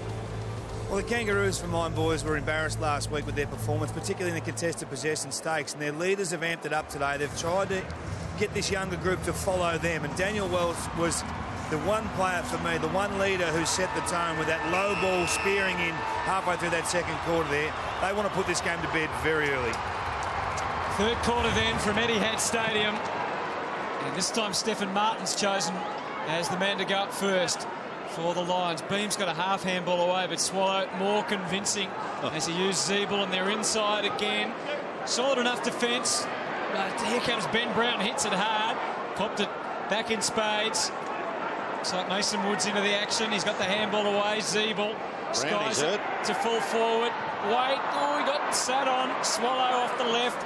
Went nowhere. Here's Mad Mitch, Sandy, and he clears it out to halfback. He does, but only as far as Ferrito, who's probably 70 metres from home. Almost gets claimed. In fact, he does, but not before he gets his kick away. Zeeble picks it up now and spears a worm-burning pass in towards the forward line. No one able to take the mark. Higgins recovers, bounces onto the left foot, kicks it in towards full forward. Round the body goes Big Toddy Goldstein, and he gets another one for the Kangas. It continues to rain goals. Goldstein gets in the goal-kicking action. He's got his first, and they now lead by 10, Dermot. Gets jolted a bit in that tackle, and then a bit of a slam to the deck. Big Ben Brown, but here we see just unsure hands. One of the things you can always work on is sure hands at this level. If he gloves that, Mitch Robinson, that doesn't keep going in North Melbourne's direction. And King, there's been a big sub for North Melbourne, I'm led to believe. Well, I think it's Daniel Wells has been substituted out of the game. Mason Wood in, not on the bench at the moment, so I'll follow that up and see if there's any injury to report. Centre bounce. Stephen Martin climbed the highest, got it down. Beams again. Get back, Brisbane. A little shove. So he takes it and whips it to Redden. Martin popped up just ahead, and then it goes by hand instead to Christensen. Then Stephen Martin with his back to goal was just posting up, looking for someone to lay it off to. Redden high towards full forward. McStay trying his darndest over the top to take the mark. Harvey just buried a little tunnel through there, and they didn't even see him as he got all the way past. Out to Turner at half back, who collects his thoughts, kicks back towards Jared Waite, and his timing was brilliant, but he's hurt himself. And in some pain, he kicks off the left boot, down to Zeeble. Ben Brown's recovered. He's taken the mark. Petrie's next off the line, but he goes longer than that. Thumped away from Petrie by Buick. Oh, Lester feeling it. Petrie screaming it. He turned to the umpire, but he actually turned to the boundary umpire. Did Drew? Well, that passage of play explains the way North Melbourne have played this week. We see the Jared Waite here just gets a...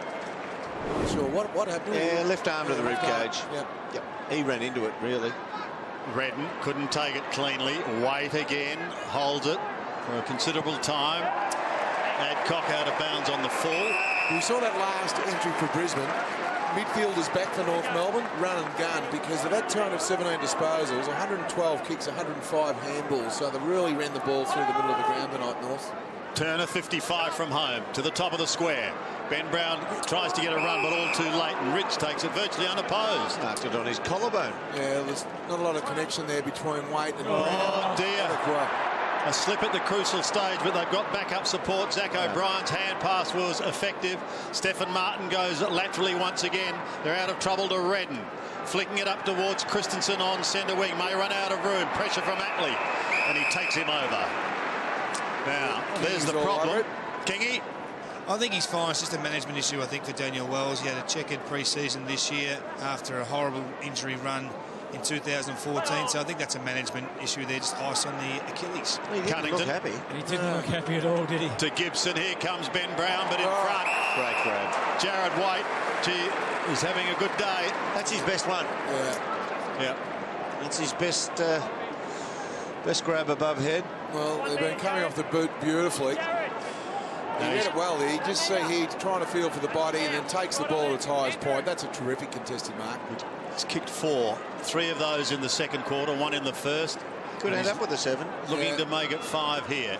Almost directly in front, but kicking from probably 52 metres.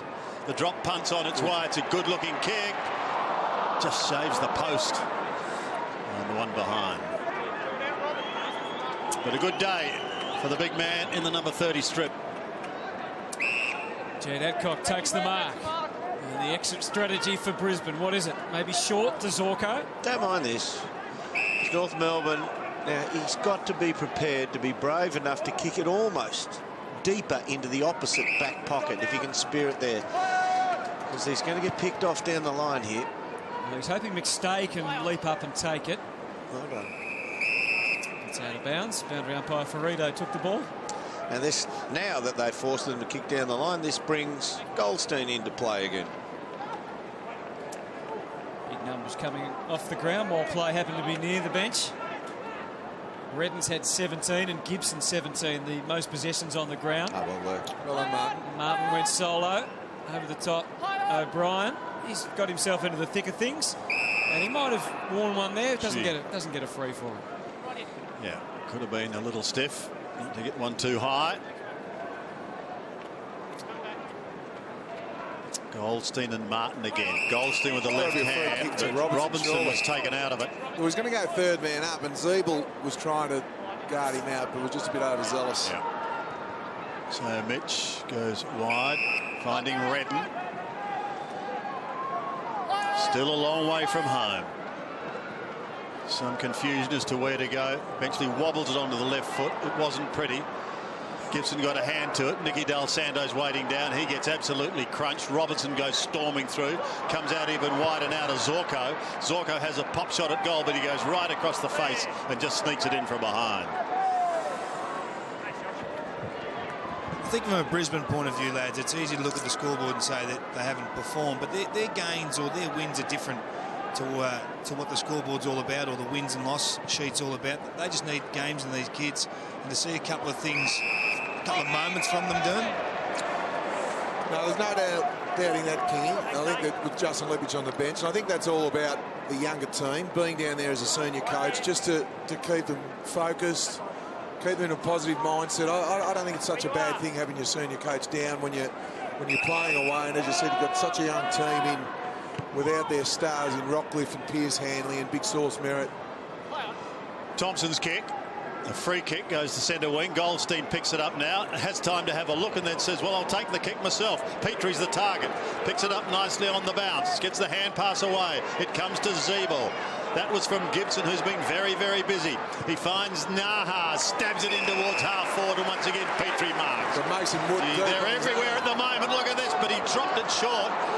He had Mason Wood. Yeah. He dropped short to Ben Brown, and now they're going to hold it up. I think he tried to get it to Mason Wood, Sandy, but I think Adcock got some hands to it. He did, and Drew was kicking off the back foot as well, so he didn't get a lot of penetration. Well picked up, Hutto. Encircle the North Melbourne players there. Wood trying to get it out. Del Santo's lurking. Instead, goes back to Swallow. Fashions a kick to the square. Petrie outpointed by Daniel Rich. And now he's able to poke the left footer out to the half-back flank, where he finds Mays.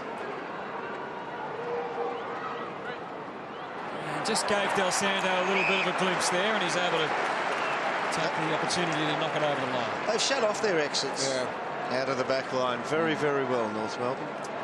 90 plays 30, 14 goals to 4. It has been a domination, particularly since late in the first quarter. But this is good collective play by the Lions. They're on their way. Kick goes up now. Like this. Green. He's got to try and go solo here to his own advantage. He keeps hacking away at it, but it comes unstuck. Thompson, adventurous handball. Got it to Harvey, and he can team up with Gibson. Waiting. Back to Boomer. He's got Wood out this side. Decided to go by hand. It'll get there eventually anyway. Tippett's kick goes to Wood, and now they can advance through half-forward. Kick cuts in nicely to Petrie. He gave to Del Santo, who can waltz inside 50 and put it on the chest of Ben Brown. Josh Green was stiff. There was probably only one North Melbourne player who could shut him down for pace, Atley, and he happened to be the chaser at the other end and ends up in the hands of Big Ben Brown. I always get the feeling, Sandy, we should have soundtrack music made out of a kazoo when we see Ben Brown. Kazoo or sitar, something like that. So Brown comes in, tries to get all the distractions out of his mind, and very left. Now, margin is 61. We now have a countdown clock, which is good news midway through the third quarter. 13-minute mark of the second quarter since the Lions have troubled the men with a couple of flags in their hands. O'Brien wide to Robinson, short to Mark. Oh, he just tried to chip it over the top. It's just trying to be a little too cute. May get away with it though. He goes back again to Rich.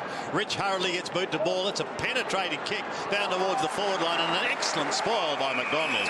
He's a good defender, Luke McDonald. There's no doubting that. He's only young of age, but very experienced. Doesn't mind playing full back. And when you get a mid-range defender such as that doesn't mind playing deep, you know you're going to have a long career. Martin tries to go over the back. Zeeble is there, however. Gives it to Cunnington, almost caught him flat-footed. Manages to go on once again. Wood left it. Higgins, that's okay. Now they've chipped up towards centre wing. Petrie is there. Had players either left or right. Shows Higgins going inside. Adcock, however, takes advantage of that. Gives it away now towards O'Brien. Hurriedly up towards the forward line. Again, the North defence standing firm. Zeeble gets a hurried kick. Atley was there, but he leaves it for a teammate. Comes out wide towards Lindsay Thomas. Thomas gets another one clear. Now they're away, up towards centre wing. Higgins in from the side, but too much height on this occasion, and the mark is taken there by Clark. Long and low. Just forward of the centre. That's okay, but they're just having trouble scoring. Lewis Taylor. Yeah, well, I can understand him going wide, and I don't mind this, but what it does allow is that extra midfielder now, or the far winger for North, to get in and block the hole and create an extra. We've got an injury here. Del Santo has put his hand up. I think he's done a hamstring or a thigh, is it? He's in a lot of trouble, King. He stopped immediately. I don't think he'll re-enter the playing arena. All right, we'll keep an eye on that, Kingy, and we'll come back to you once again. Higgins, a little chip again towards Petrie, delightfully picked up. He did get rid of it, but it has now bounced over the line. We've got to throw in on the wing. He's just telling the physio here that he's done a hamstring. Definitely done a hamstring. I think it's a left hamstring. He's grabbed the left leg, Kingy. You're all over it. Gee, I don't reckon. I can't remember him doing an injury like that before. I think this was consecutive game number 103. He was the most number of games in the AFL. 104. The most number of games in the AFL of consecutive games. Very durable. No, he just talked to the bench. You can just see him there. He sort of half stumbled, then he's grabbed that left, overextended the left leg, unfortunately. He oversteps with the left leg, trying to just take out his opponent, unbalance him. It now means they are actually a man down. So the low one man to rotate through there. And let's remember they've got Port, Geelong and Hawthorn in the next 3 weeks. They're trying to come out of defence through right.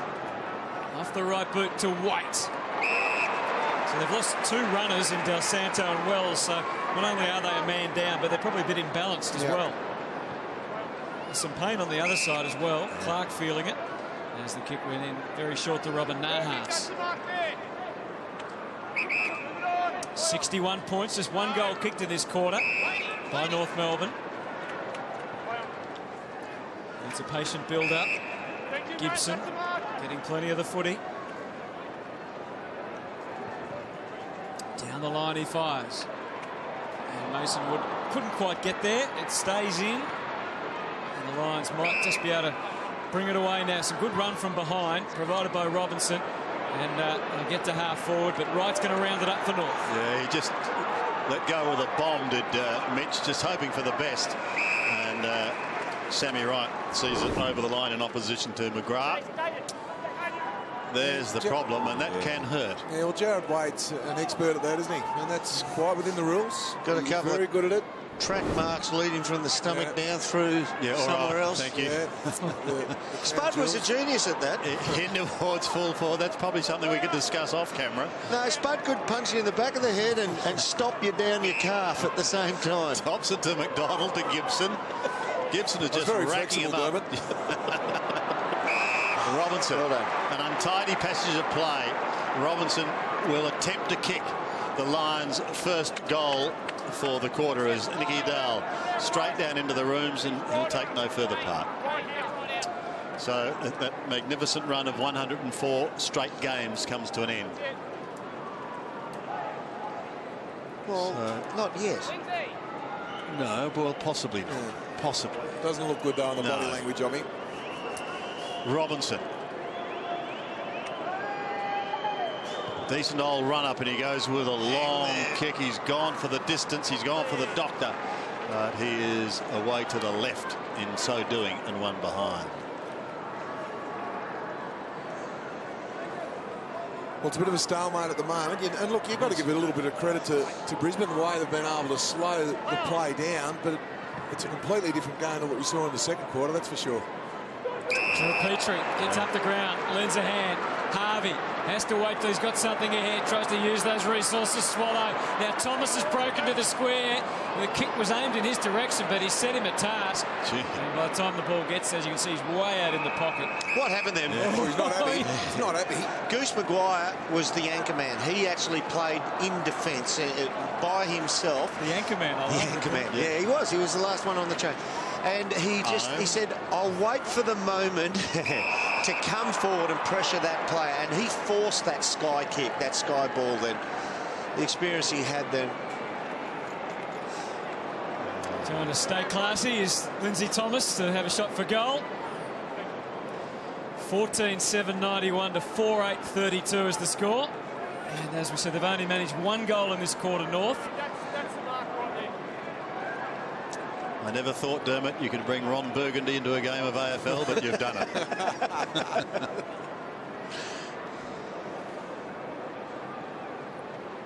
So Lindsay comes in.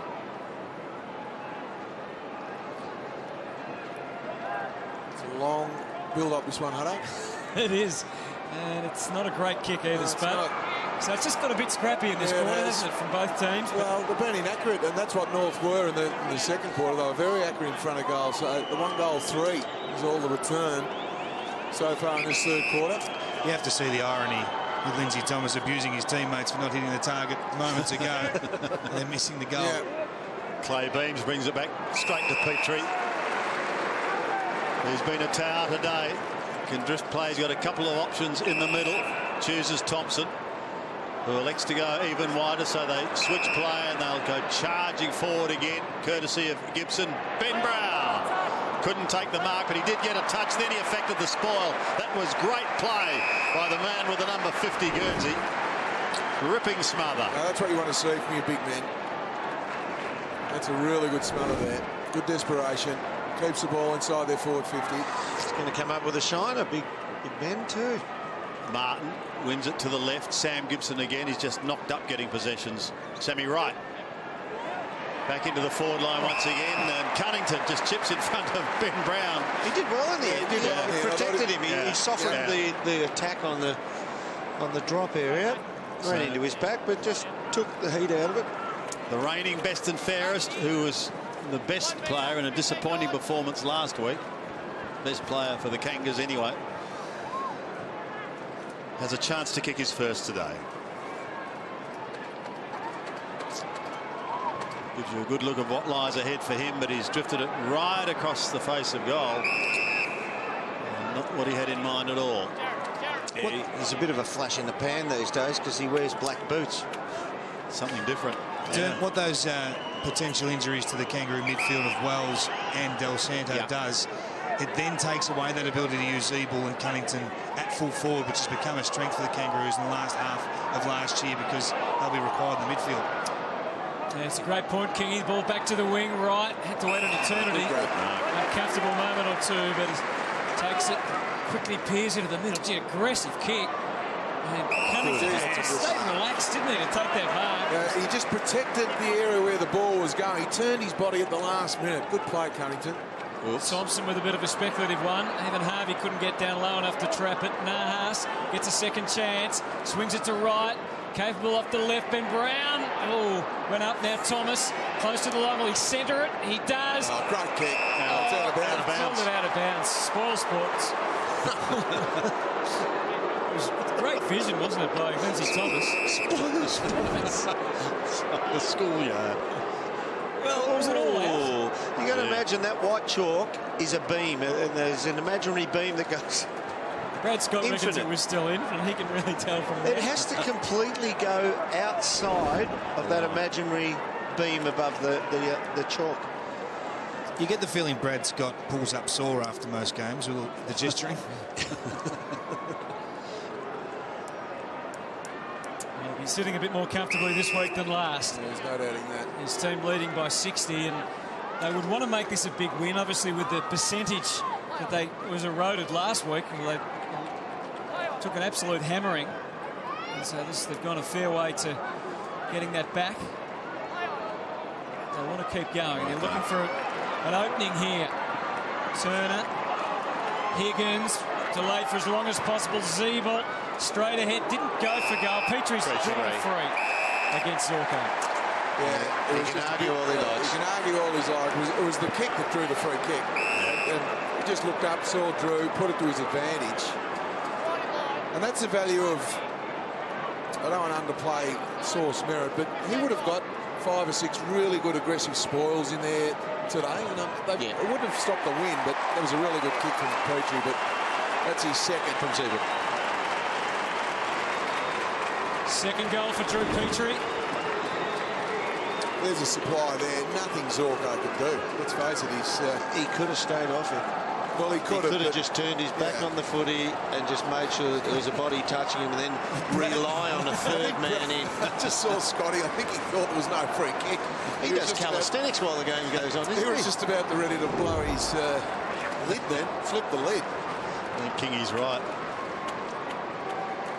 So Petrie has his second. He got one in the second and now that one. And once again, the lead is stretched. 66 points is the margin. The big stat for me is the handball receives, 118 to 65. So North getting back in numbers and then run and gun through the middle of the ground. Goldstein tried to go out the back, but it was Zach O'Brien who got a kick for the Lions down to the forward line. Christensen over the top, the hand pass a little scrambly. Kangas trying to lock it up, and now they do. Sam Wright is the jailer.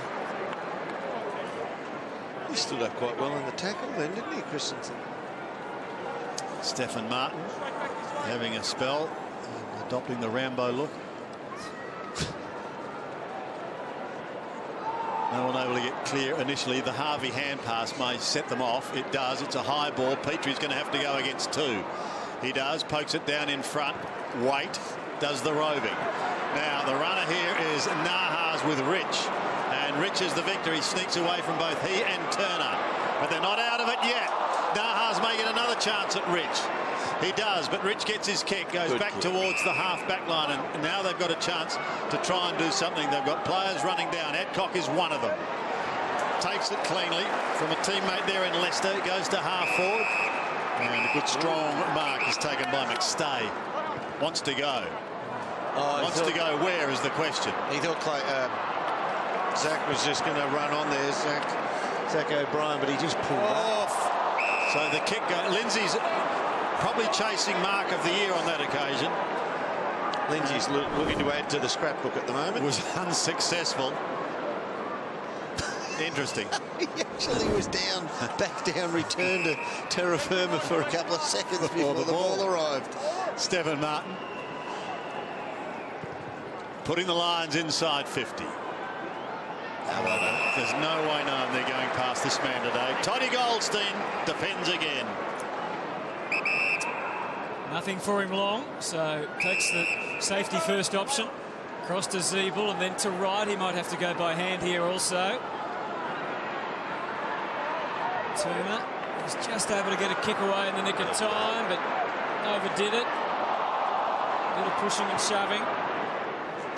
But eventually the Lions able to bring it in by finding Louis Taylor, who's within range.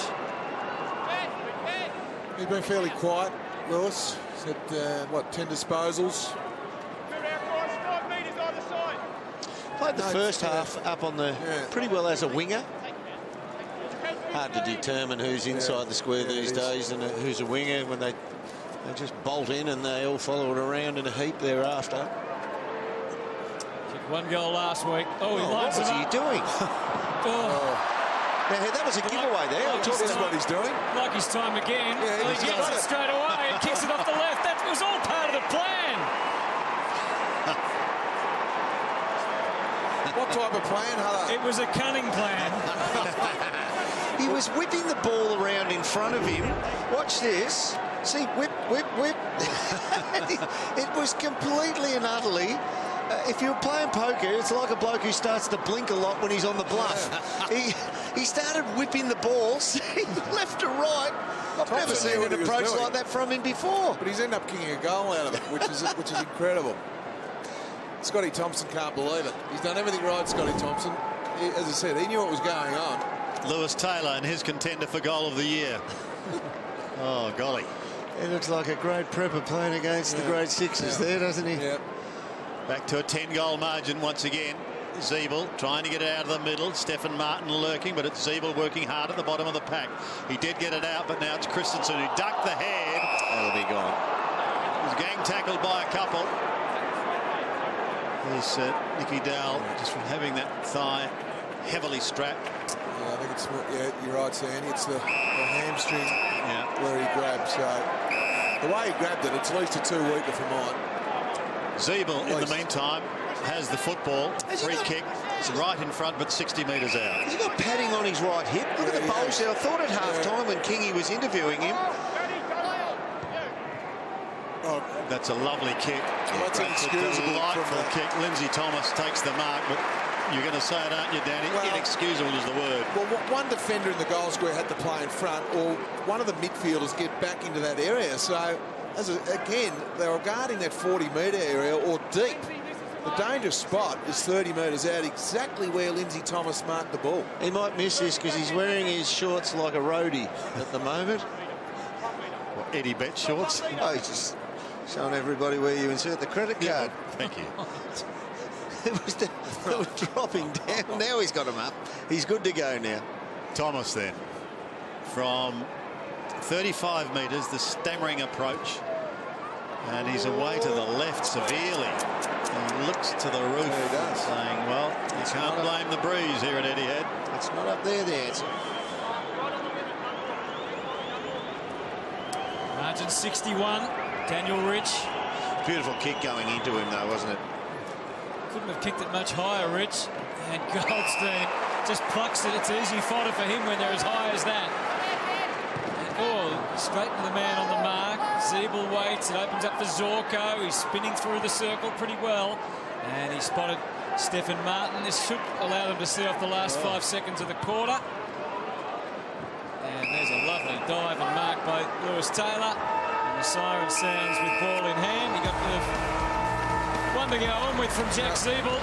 A bit of an untidy quarter all round, but North's lead extended to 61 points here as we head to the last term at Etihad.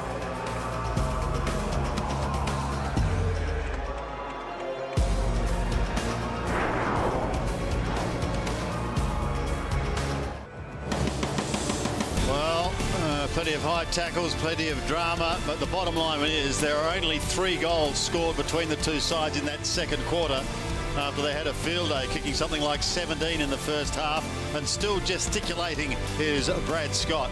Drew Petrie was in the thick of things. So too was Andrew Swallow with Mr. Rich, and again the arms go up from Brad Scott. As Spud suggested during the term, he could be quite exhausted physically at the end of the day, but it's a sorry tale for Brisbane as you have a look there. Not so for North Melbourne. They're back in town, 15-9, 99 to 5-8, 38. Stats, gentlemen, telling a major story. Here we have a look at the contested ball there. I think it's what Brad Scott will be absolutely wrapped with. The uncontested possession's a big ratio difference as well. The clearances, you'd expect all the key indicators. Only the 37 tackles, so it's been a very open game. 45 inside 50s equated to the 15 goals. I think the big thing for me, Dermot, is Waite, Goldie, Petrie and Brown kicking 9 goals between them. Also, plus 52 for handball receives more North Melbourne, so they're retaining it. David King, ground level. Well, the concern down here really is the injury toll to the Kangaroos midfield today. Daniel Wells, you can see, substituted out of the match halfway through this game. And there you can see Nick Del Santo, which he's just giving me the thumbs up on the boundary line here. So maybe it's not as bad as first thought. It looked like he tore the left hamstring quite severely there. He's stopping almost immediately. You can see him getting some treatment there, some compression bandaging on that left thigh and hamstring as he went to the rooms. But he's giving me the thumbs up, so he doesn't think it's anywhere near as bad. Daniel Wells, we're unsure of. A management issue it could be for Daniel after a check at pre-season. Daniel Wells, to me, looks like it's an Achilles where the ice is. Low on the heel, below the calf. So that could be a soleus or Achilles. I'm not a doctor by any stretch, but just the body language on him didn't look great for mine. Well, what can Brisbane do in this last quarter? I guess the one thing they'd love to do is just win the quarter and try and salvage something from the wreck. A little bit of ball movement. See how they go moving the ball with some real form and shape about it. Goldstein's got to stand underneath that one. Redden, his hand pass, put his teammate under a ton of pressure, and they're not going to get out of this. Beams is at the bottom. It's so easy to say, oh, we're going to lose, let's fly the flag and be brave and go all the way. You expected to do that anyway. How about making the ball travel from a kick in right into the attacking 50 at the other end with some real system? Cunnington's kick goes down towards Brown, who was called to play on because it was touched. The beam hand pass drops short now. They lock it up. Lindsay Thomas was at the bottom of the pack. Higgins tries to get out, but he's surrounded by Brisbane Lions players. Petrie somehow gets hold of the footy now, but he's gang tackled. Zeeble, head down and bottom up. He takes them on. High tackle, and he's going to get a free kick. Yeah, Christensen looking at the umpire. We have a look at Zeeble. Did he duck the head? Yep. Yeah, he did. So not Jack what Christensen Zeeble can do there, is there? Zeeble takes him on. He probably didn't have to duck his head because his head was already down. So his body was down, and then he just made sure he attacked the contest harder. Down. Yeah, he gained momentum when he got the ball, Zeeble. 2 in the second quarter. We get a good look at that one.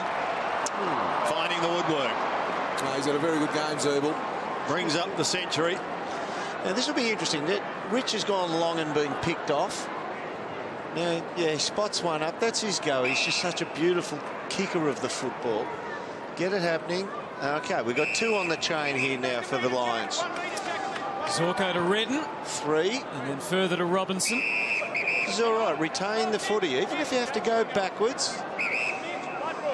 He's got Clark behind him. Got a blood rule, I think. Wait. Oh, got the blood rule. Wait is tempting Mitch to go back. Zeeble with the blood rule there. Old teammates, of course, Jared Waite and Mitch Robinson. I think Zeeble made the umpire aware that he had blood on him to stop this play.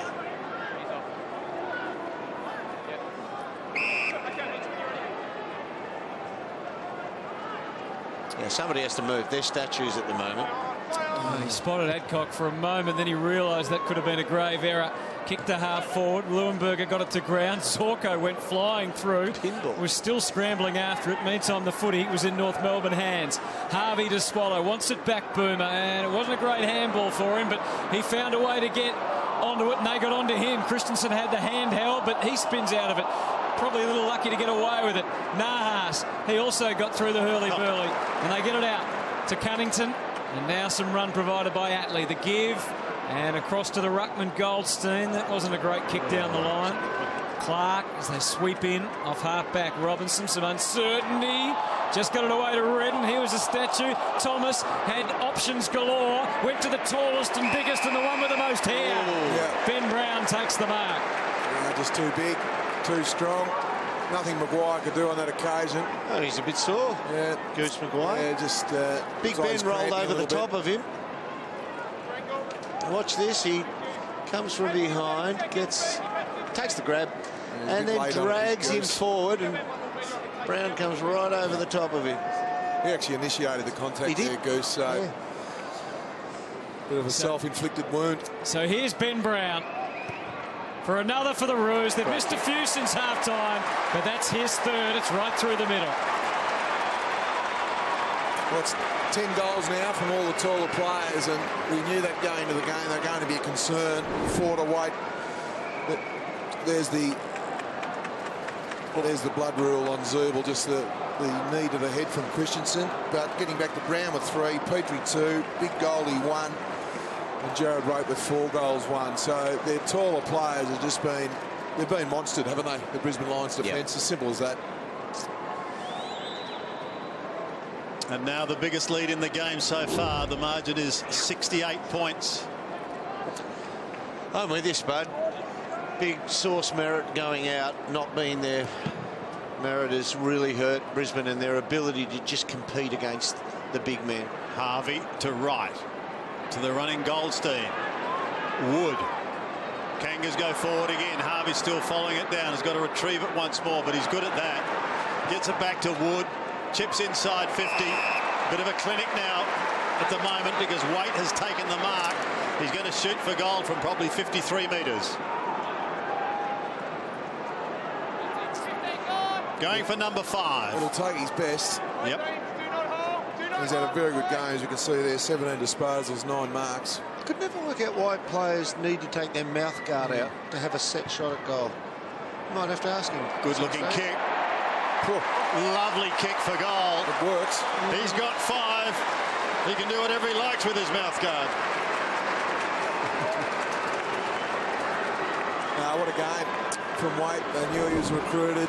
That's their 16th mark inside their forward 50, North Melbourne. Good hang time here again. You watch him, he may be in front and there's no ride or anything like that, but it's just natural spring and good hang time, which means his defender, look at where the head is. The head is basically in the middle of Waite's number. He can't see the ball. He can't see how he wants to spoil.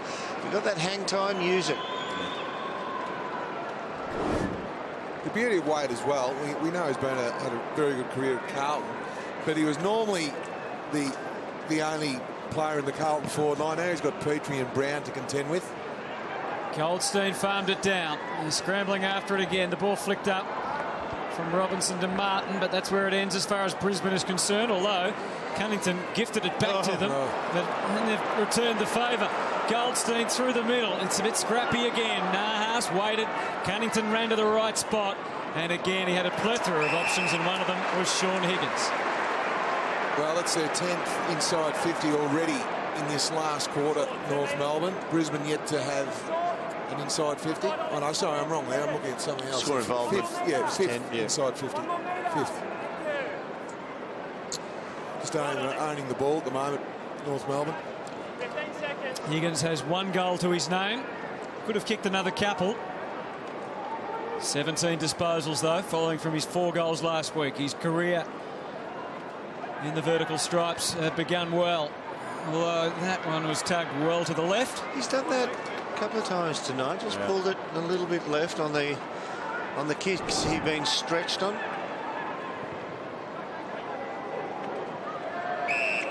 How many goals for Jared Waite? 5. A little shake of the head. It was a golly gosh, I reckon. What do you do for Justin Lepich at the moment, though? That's just kept in play by Stephen Martin. Takes the mark, finds Zach O'Brien. It's interesting. I'd like you, King, and Dermot's input into this one. Leuenberger spending a lot of time in the forward half. Martin now on ball, being the on-ball ruckman. Rich, in the meantime, plays on while you set up that discussion. Taylor Wide to the outer side. It's good. They've spread North Melbourne around. It's taken a little longer to get in. Now, can they find a target up forward? Thompson's at the back. Attlee is there with him. Attlee hangs on to his wheels pretty well, and they're able to run it out. The hand pass from Higgins to Petrie is okay for Nahas. Wanted someone going past, intercepted, however, by Taylor. Now an opportunity to flick it in towards full forward. Chopped off once again by the ever-reliable Thompson. Yeah, they've always had a wicket keeper or someone deep in their defensive 50, North Melbourne. That'll be the anchor man. Yeah. A couple of thrusts by Christensen, but he just couldn't make it. So Waite, well, he didn't fly on that occasion, and Martin was half a metre behind him, and he took the mark. I thought he was going to come up with an injury there, Jared Waite. Look up in through the, see it in the lights, or it's a good point you bring up, and a talking point you bring up, Danny, because I think when you look at Leuenberger's career, he's only played 28 games over the last 3 years. Where is he at? Because they were humbled this afternoon in clearance and hit out, particularly at centre bounces. Attlee's kick forward with danger. Leicester snared it. Here's Matt Maguire. A very different looking Matt Maguire, it must be said. Yeah, he's got the big shag happening, hasn't he? They work it through the middle again. Redden places the ball effectively for Clay Beams. Well, Martin's more the agile ruckman, as we see Martin getting on the end of it here. Can kick it. Gives it a thump, but it's Goldstein again in place. He takes the mark. And so that's where Leuenberger should be. If he's the resting forward, you have to be that deep target. He was 30 metres from that kick, so... Well, he actually led out to the pocket, didn't get used, and once that happens, he's got to make it at breakneck speed back to that goal line. Higgins from the back pocket goes towards Zeeble on centre wing. He just plucks it with the one hand. Protected himself with one and took it with the other. Thought about going into the middle. In fact, he's going to. Wood takes the mark. A very solid player for Werribee. Now gets his chance. It's just his second game. Pokes it up towards McDonald, who's shoved out of the way in no uncertain fashion. Taylor gets the hand pass clear. They're out of trouble. Christensen switches play in towards Robinson. Mitch thought about the hand pass and eventually does get it away. Back to Christensen, who spears it up towards the half-forward line. Green has a look up at inside 50. We've got the numbers, but the defence of North Melbourne has been so good today. And once again, it is totally locked up. See, that was a beautiful build-up. That final kick then, they got drawn on a lead, that shouldn't have gone to that position at that time. Goldstein with the left arm down, looking towards Cunnington. Robinson intercepts. Wood is there also. It's going to be taken over the line, and he is. Well, Sandy, you talk about, him. sorry, Sandy, you talk about the defence of North Melbourne. Last week they had 22 marks taking against them inside their defensive 50. Today only the 5. Well, they've been very sturdy back there. They're getting a bit of a test here. McGrath thumped into the ground by Cunnington. Not holding back, that's for sure. Follows up. Now Christensen is the next to take his turn. And it will be another ball up. He just completely blanketed him there, didn't he? He's a big man, Todd Goldstein. Towering over them again. Gets the hit out, but it's... Well, it did come out. McGrath across the body, back to the square. Tippett and Leuenberger and McStay. Did he kick it? I think only just, but it's through. Now, well done, Leuenberger. He created a contest there, and that's what you want. That's all he needs to do is halve a contest in the goal square. As we see it kicked here, he's halved that with Tippett and shepherded out Scotty Thompson, as you said, Hutto, to allow McStay to come in to kick one off the ground. And so that's something the boy has to do more of. Yeah. You get some forwards who are very good at leading up at the ball carrier, and that's having their back to the goals. And you get some who can be damaging running towards goals. McStay gets his first goal. You get a mix, Spud, of a player who can come out with his number towards his own goals and meet the ball carrier. If he's good, that's great. But if he can also be damaging running in the same direction, as his goals. That's a real handful for a backman. Could have been thrown then to Mitch Robinson, but play goes on. Well done by Atley. Zeeble almost had a collision. Christensen goes to ground with Cunnington. High tackle. And once again, North Melbourne through Turner to be the recipient. Off to Cunnington, and away he goes. He ambles clear and spears it to Higgins. That's a beautiful kick. Brown's down in the square. Waite is there. Looking for an option, and now he's going to go back, and he's still looking for an option here, Sean Higgins. You can see his eyes are looking around. There is, as we call it, the fat side, which is the nearest side to us. If he can dart one out there, I reckon Lindsay's looking for a sniff here, Evan. I reckon he's going to try and make the distance. We've seen a couple of times he's pulled it. No problems at all. He's made the distance. And Kangas have another one. Higgins has his second. Both of them coming at that end of the ground. He kicked one in the second term. Cleared the fence. Goldstein. Yeah, just in the hands of the doctors at the moment. And it was a beautiful kick from Higgins, but Goldstein's probably the story, because after that centre bounce, he did run off. Hopefully it's not too bad, just precautionary. That was a beautiful hit from Higgins.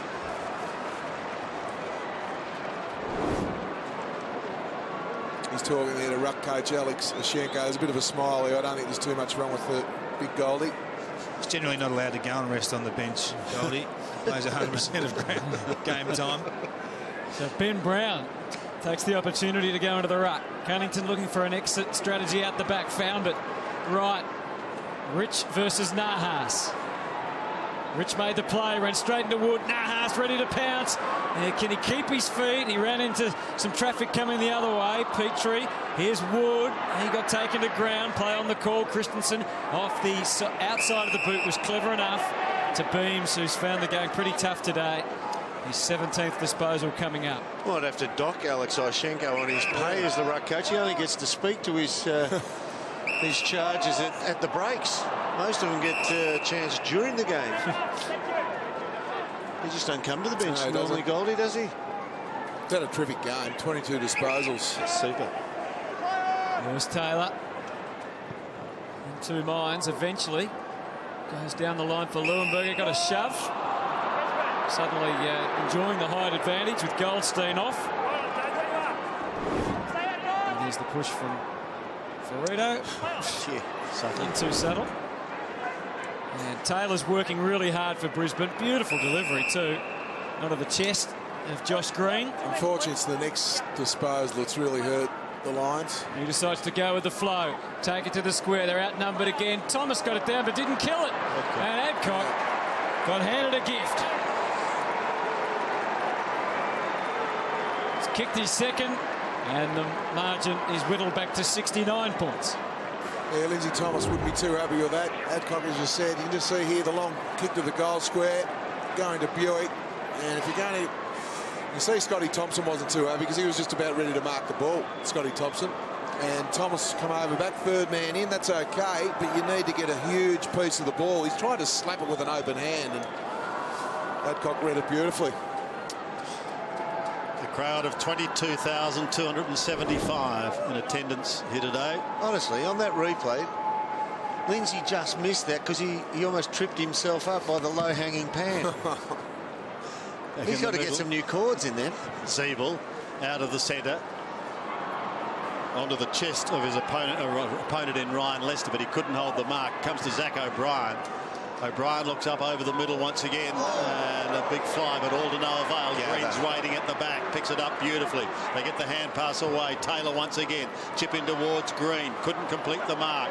Now they're in a spot of bother. No, they may get another opportunity. There's Zorko. Zorko centering ball. The race is on. Ferrito, Swallow, hit the line. And they keep it in play for the moment anyway. Look at Nahas on all fours. Like a little pit bull. Applies the tackle, the ball spills free to the outer side. Rich is there, and there's going to be a free kick, and you guessed it, you can hear the roar. It's going to Kane Turner and the Kangas. That was disappointing by young McStay. He just got pushed off the drop of that kick coming in there, and and I'm a rap for this kid, but that I would just call that meek. Sam Gibson's 26th disposal. He's had a very good day. So too has this man, Drew Petrie. An errant kick on that occasion. Give him a rap, and that's what happens so often. And pass from Leicester once again, trying to set something up wide on the wing. Mays back into the middle. Attention from Lindsay Thomas. They're down again. Redden. Oh, see, he needs a new pair of shorts. He needs a new elastic in his shorts. I agree. At the moment, looking at them, they are quite revealing. We can say that. Towards half forward, Thompson at the back, Cunnington to assist. Christensen overruns everything. Sam Gibson, yet another possession. Number 27 goes wide to the outer side. 7 minutes left now in this game. Waite will pick up another possession, but the Lions will be just keen to get out of here. Try and regroup. The Paparone hand pass to Christensen. They try and go forward once again, but there's been too little and too rarely. No, not taken there by McStay. Zeeble through strongly. Gets it away to McDonald, Swallow, Harvey. They're all having a piece of the action at the moment, Hutto. North have just got a little bit sloppy in the last 5 minutes. Yep. This one hits the target. Yeah, just overusing it a little bit through hands at the moment in their back half, North. Yeah, but also what's disappointing is Brisbane are having a go now that they've sensed North are just a little bit off the pace. Yeah, so they're having a go now. And I'd ask the question, why do you need the opposition to drop off a bit before you have a rock-solid go? Ball comes thudding off the chest of Ben Brown. Leuenberger tries the delicate little operation. Well done, Lindsay Thomas. Opened it all up for Swallow into the middle to Cunnington. He's got options galore on the outer side. And here's Nahas. The give was on. Gibson, time to size it all up. And too much time. Misses to the left. The instinctive shot would be much better. He had too much time to think about how correctly I need to drop this onto the boot, place it. It's like he's trying to kick it right through the behinds, wasn't it? Leuenberg couldn't take the mark. Attlee gets ripped off the football. The up towards Stephen Martin. It's spoiled away from him. All right. Still a chance to go forward. That was well done, as you can see, by McGrath to Green. Now he can go all the way here. He does, but he bent it the wrong way in the end, and instead of spinning slightly to the right, which was all it required, it went away to the left. Harvey takes the kick in. And that's what lies ahead for Brad Scott and his team. That is what you call officially a hard run. Port Adelaide, Geelong, Hawthorn and Richmond over the next 4 weeks. Here's Nahas. Going to the outer side, Sam Gibson. He's had this ball on a string today. Disposal number 30. Goes inboard to Petrie, who's marked just about everything, but he hasn't been on his own. Great assistance from Waite. There's holding on there with the jumper. And, well, is he going to pay it or is he going to give it to Waite? I think he paid the free. Yeah, he should have, because that was, well, no, he hasn't. No, he hasn't. He hasn't. I thought the whistle went before him. So did I. But there's definite holding on. But it's going to be with Waite, and it gives him the opportunity now of booting 6. 25 out.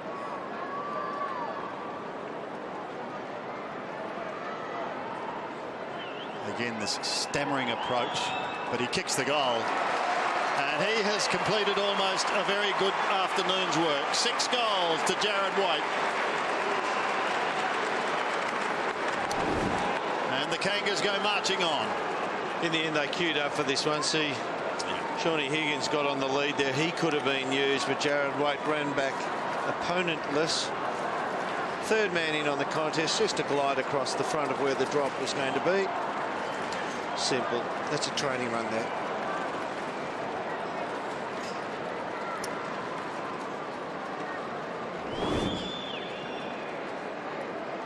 It's his second best bag ever in a game. 6 goals. His best is 7. So there's still time for him to.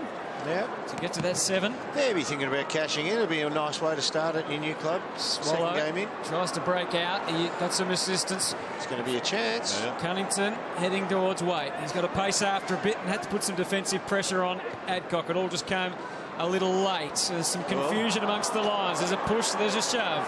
There's play on. Leicester hassled out of it. Swallow gives it to Gibson. And the kick just didn't quite get in the right spot for Higgins, who has to track it back. Now to Waite. He can swing it back to Higgins. They've done this the hard way. Eventually Gibson. Tired legs all round. Christensen in front takes the mark. So 3 minutes remaining.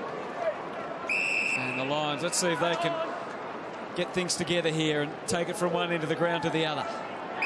Does that surprise you, Derm, that Jared Waite's only kicked more than 5 goals once in his almost 200-game career? Yeah, I am surprised. It looked sideways at Hutto with the raised eyebrows when he said that. I thought he would have had more than that. He kicked a 7. I think it was against Essendon. He had 5 at half-time that night. But he's only done it once. He's kicked a bag of 5 on multiple occasions. He spent a bit of time down back too. We tend to forget that. It hasn't been in recent years, so he has spent time as a backman. Free kick on the... It's a big toddy. There they go, charging in once again. That is a poor kick. Lindsay Thomas has got some work to do at the back, and he does it pretty well. Gives it across to Wood, who goes to Waite, and he's going to get another one now. Yeah, cash in, because he didn't have to work for that. He didn't have to make position. He didn't have to use guile, pace, endurance. So cash in, because sometimes you're going to use all those things at your disposal and you'll end up with 0 against your name. This for number 7. He's booted 6 goals, 1 for the day. And this to equal his best haul,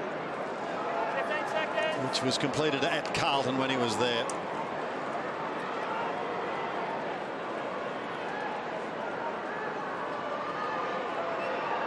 No problems for Waite. He's got 7. And the Kangas building their percentage. There was a poor kick in and an even poorer attempt. Is it completely gone to the outside? That guy's right on the Johnny on the spot, isn't he? Clever little handball, wasn't it, from Lindsay? Yeah, Mason Wood straight across. I'd like to see a bit more of Mason Wood too. He seems to be a pretty balanced player. Good skills, good Gives him something size. different, doesn't he, up forward? Yeah. So 7 goals for Jared Waite. Terrific start to his journey at North Melbourne. Of course, going there with the hope that he can get something that he couldn't get at Carlton, which was a premiership. But a long way to go. There's good response from North after their slow start last week against Adelaide. Oh, almost. Diving effort. It could have been 8. He's still got a chance. Get back and the hack kick might come forward and land in your arms. Last 90 seconds of this match, which has been pretty one-sided. Christensen hacks it out of there. 2 on 2. And the numbers, well, suddenly favour Brisbane as the fluky ball came back towards Robinson on the bounce. Green went to ground. Going to be hard for him to do much from there. Swallow, who's been a terrific leader today, gets manhandled by Mitch. And Andrew Swallow climbs to his feet. His 25th disposal coming up. Happy just to share the love. Oh, across half back. Dodgy old handball. Harvey fumbling and bumbling. Not quite stumbling. Atley back to Tippett. Oh, he's kicked it into a whole heap of Lions. Gibson and Cunnington there to fight the fight for North, and they're going to prevail, or are they? Uncertainty. Cunnington brings it into the middle. Right. It's been a big, long, winding build-up, this one. Where's Waite? For North. He's not in the sights. It's going to Mason Wood instead. What does he get? 20 seconds, is it? Or he's got to be on the runway within, what is it, 15? 15. Played his first game in round 23 last year against Melbourne and kicked 3 goals. So see if he can finish it off, Hutto. He's a good size. Just the 8 disposals today. As you said, Sandy, impressed in his one occasion last year. He's had to work hard for his position in the team. Unfortunately, he misses the shot for goal, but North Melbourne prevail with a huge 82-point victory over Brisbane. And once again, the Rouge show the ability to fight back after a big loss. There's a long way to go, but that will certainly help matters. They've won 2013, 133 to 7-9-51. Certainly pasted them up in the clearances there, 42-24 in favour of North Melbourne, and that converted into 33 shots at goal as opposed to 16. So they did a number on them in the end. They were brave early, the Lions. They are just desperately undermanned. They're young, they're inexperienced, and a lot of their players out on the deck don't have the physique that will let them go 4 quarters against seasoned professionals. So it's a tough ask for them. You've got a great man at the helm, a great teacher, Justin Lepage. It's a tough day at the office for him as well. Let's talk about a very good day at the office, and Jared Waite had one, and he's with our own David King. He did have a great day, fantastic. Must be a good feeling for your second game at a new club to kick a bag like that. Yeah, obviously very disappointing last week overall for the team. So yeah, it was pretty obvious that we came out with a lot more intensity last week. We got shown up by Adelaide, which is unacceptable, and it's not the way we play. And it was good. Our pressure was really good, and we turned a lot of balls over half court, so it was sort of good, and then opened up nicely for the forwards. Seem to have that symmetry now. Yourself, Drew, Brownie there today, all got involved. Yeah, it's beautiful, and it's pretty good. You just got to keep out of each other's space. It's going to take time. There's going to be days where it works, and there's going to be a few that don't. But yeah, really happy with the way that we react. We've come a long way this week. Sorry. Yeah, obviously better than last week. How have you found the changing clubs? Yeah, it's been really good. Yeah, loving it so far. Brad and all the boys, they're right behind me, and yeah, it's really good. Good luck, mate. Go and enjoy this one. Go and let them know you've kicked 7. No, about that. Thanks, mate. 7 goals, 1 in actual fact for Jared Waite as the Brisbane Lions head to the rooms, and they'll ponder their next 4 weeks. They've got Richmond, the West Coast Eagles, the Suns, and Carlton. So a tough start for the boys you're watching now leave Etihad Stadium. In the end, they got done 119 contested possessions to 143. I think Kingy's rounded up another big forward out there with Ben Brown, David. He's the new cult figure, the Kangaroos. Brownie, you've had another good day at the office, mate? Yeah, mate. You know, it was a different team that came out last week, and I think, you know, everyone stepped up. The midfielders stepped up. The defenders were all over them. Made it easy for us forwards. Was it a tough week in terms of being around the club, the training? What did Brad do differently? Yeah, I suppose, you know, we probably pulled training short on Thursday, and Brad was happy with how we trained. Said, you know, he had confidence in us. I think that was the main thing, just maintain the confidence and, you know, maintain our confidence in our back six as well. So, yeah, confidence is the key, I think. What have you brought to your game this year that you've sort of tried to inject in the off-season? Probably working on my ruck work a bit more. I think that's a big thing for me to be able to give Goldie a chop out for us not to lose anything in the ruck. So I've still got a bit of work to do on it, but yeah, trying to get there. Go and give away your freebie, mate. Thanks, mate. Well, yeah, Kingy, I was just hoping there, just wishing that Ben Brown had the attitude to say, oh, no Ben Brown, no North Melbourne. He's back in, and he's got to win. Nick Del Santo comes out. We believe he's got a strained hamstring. He's strapped up, taped up. It was good it was good to see Daniel Wells out on the ground walking without any bandage on. So certainly if he'd had a serious Achilles injury, he wouldn't be doing that. Those big forwards, incidentally, kicked a dozen goals between them today. Great return. 7 to Waite. Brown booted 3 and Petrie booted 2. So he'd be very happy with that. That's great that Petrie is, and even in terms of possession-wise and the way they got to the ball, Petrie probably was the third contributor out of that trio. So it shows that the ball got shared around and it didn't automatically go to Petrie every time. Toddy Goldstein, another huge workload for him, but he seems, Dermot, week in, week out, to handle it so well. He does. Some of these blokes just love to be worked. Yeah. You know, the old days of let him work into the game. Well, some players still like ground time and like much longer than the 6 or 7 minute rotations which players get these days. Some players still are of that mentality that they need to work into the game. Now, he doesn't work into the game. It's hard to work him out of it. He wants a 120-minute rotation. Yeah, just rotate him at about 7:30 p.m. That'll do him. But no, he does. He's such a big man. He seems to cover the ground pretty well, and he wears them down physically. Well, they've got to now prepare for a big month. Port Adelaide next week, Geelong following that, then Hawthorn, and then Richmond. So the tests continue. They're a very happy bunch as they head into the rooms. We'll stay with them. They're back on track, though, Sandy. They're back the way they want to play. They had a bit of run and gun about them today. Attlee had a bit of the footy off the half-back line, 16 possessions, but didn't really give them that run and carry and the likes. But, yeah, I think they're up and running when he's really doing that. But other than that, they were winning the ball, hard contested footy, and their forwards were presenting. And they're getting some flow through from the midfield. You know, they had Lindsay floating in and out of the game again. Yeah. Somebody finding some new elastic, though. That's a given. Oh, there we go. Thank you very much. It's all done. Let's get on with the songs, says Mr. Wade. I booted 7 after all.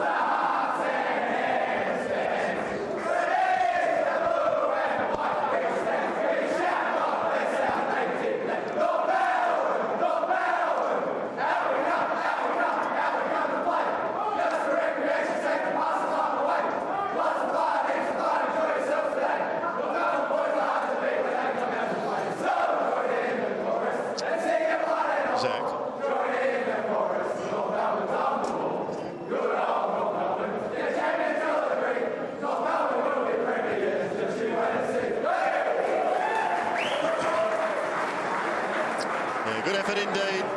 Thumping win to the Kangaroos. How much, Dermot, can we read into it? I'm not being too harsh on the Brisbane Lions, but how much can we read into a win like that today?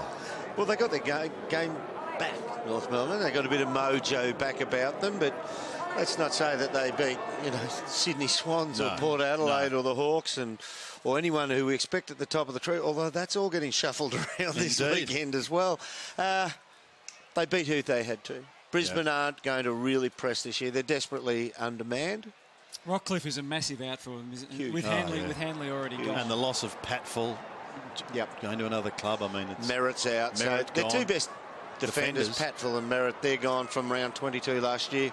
The Chargers on out there. Yeah, this always amazes me how they can actually find their own ball and kick it to who they should be kicking it to. But miraculously, there's probably 200 footballs on the ground at the moment. When I was a kid who used to catch a train up from Frankston, I never had trouble finding anyone else's football. Taking it home. Did you bring a kit bag up, did you, and take a few home? Oh, dear. It's a great sight, though, and it's also a great win to North Melbourne here this afternoon. We'll take a break and be back with more shortly.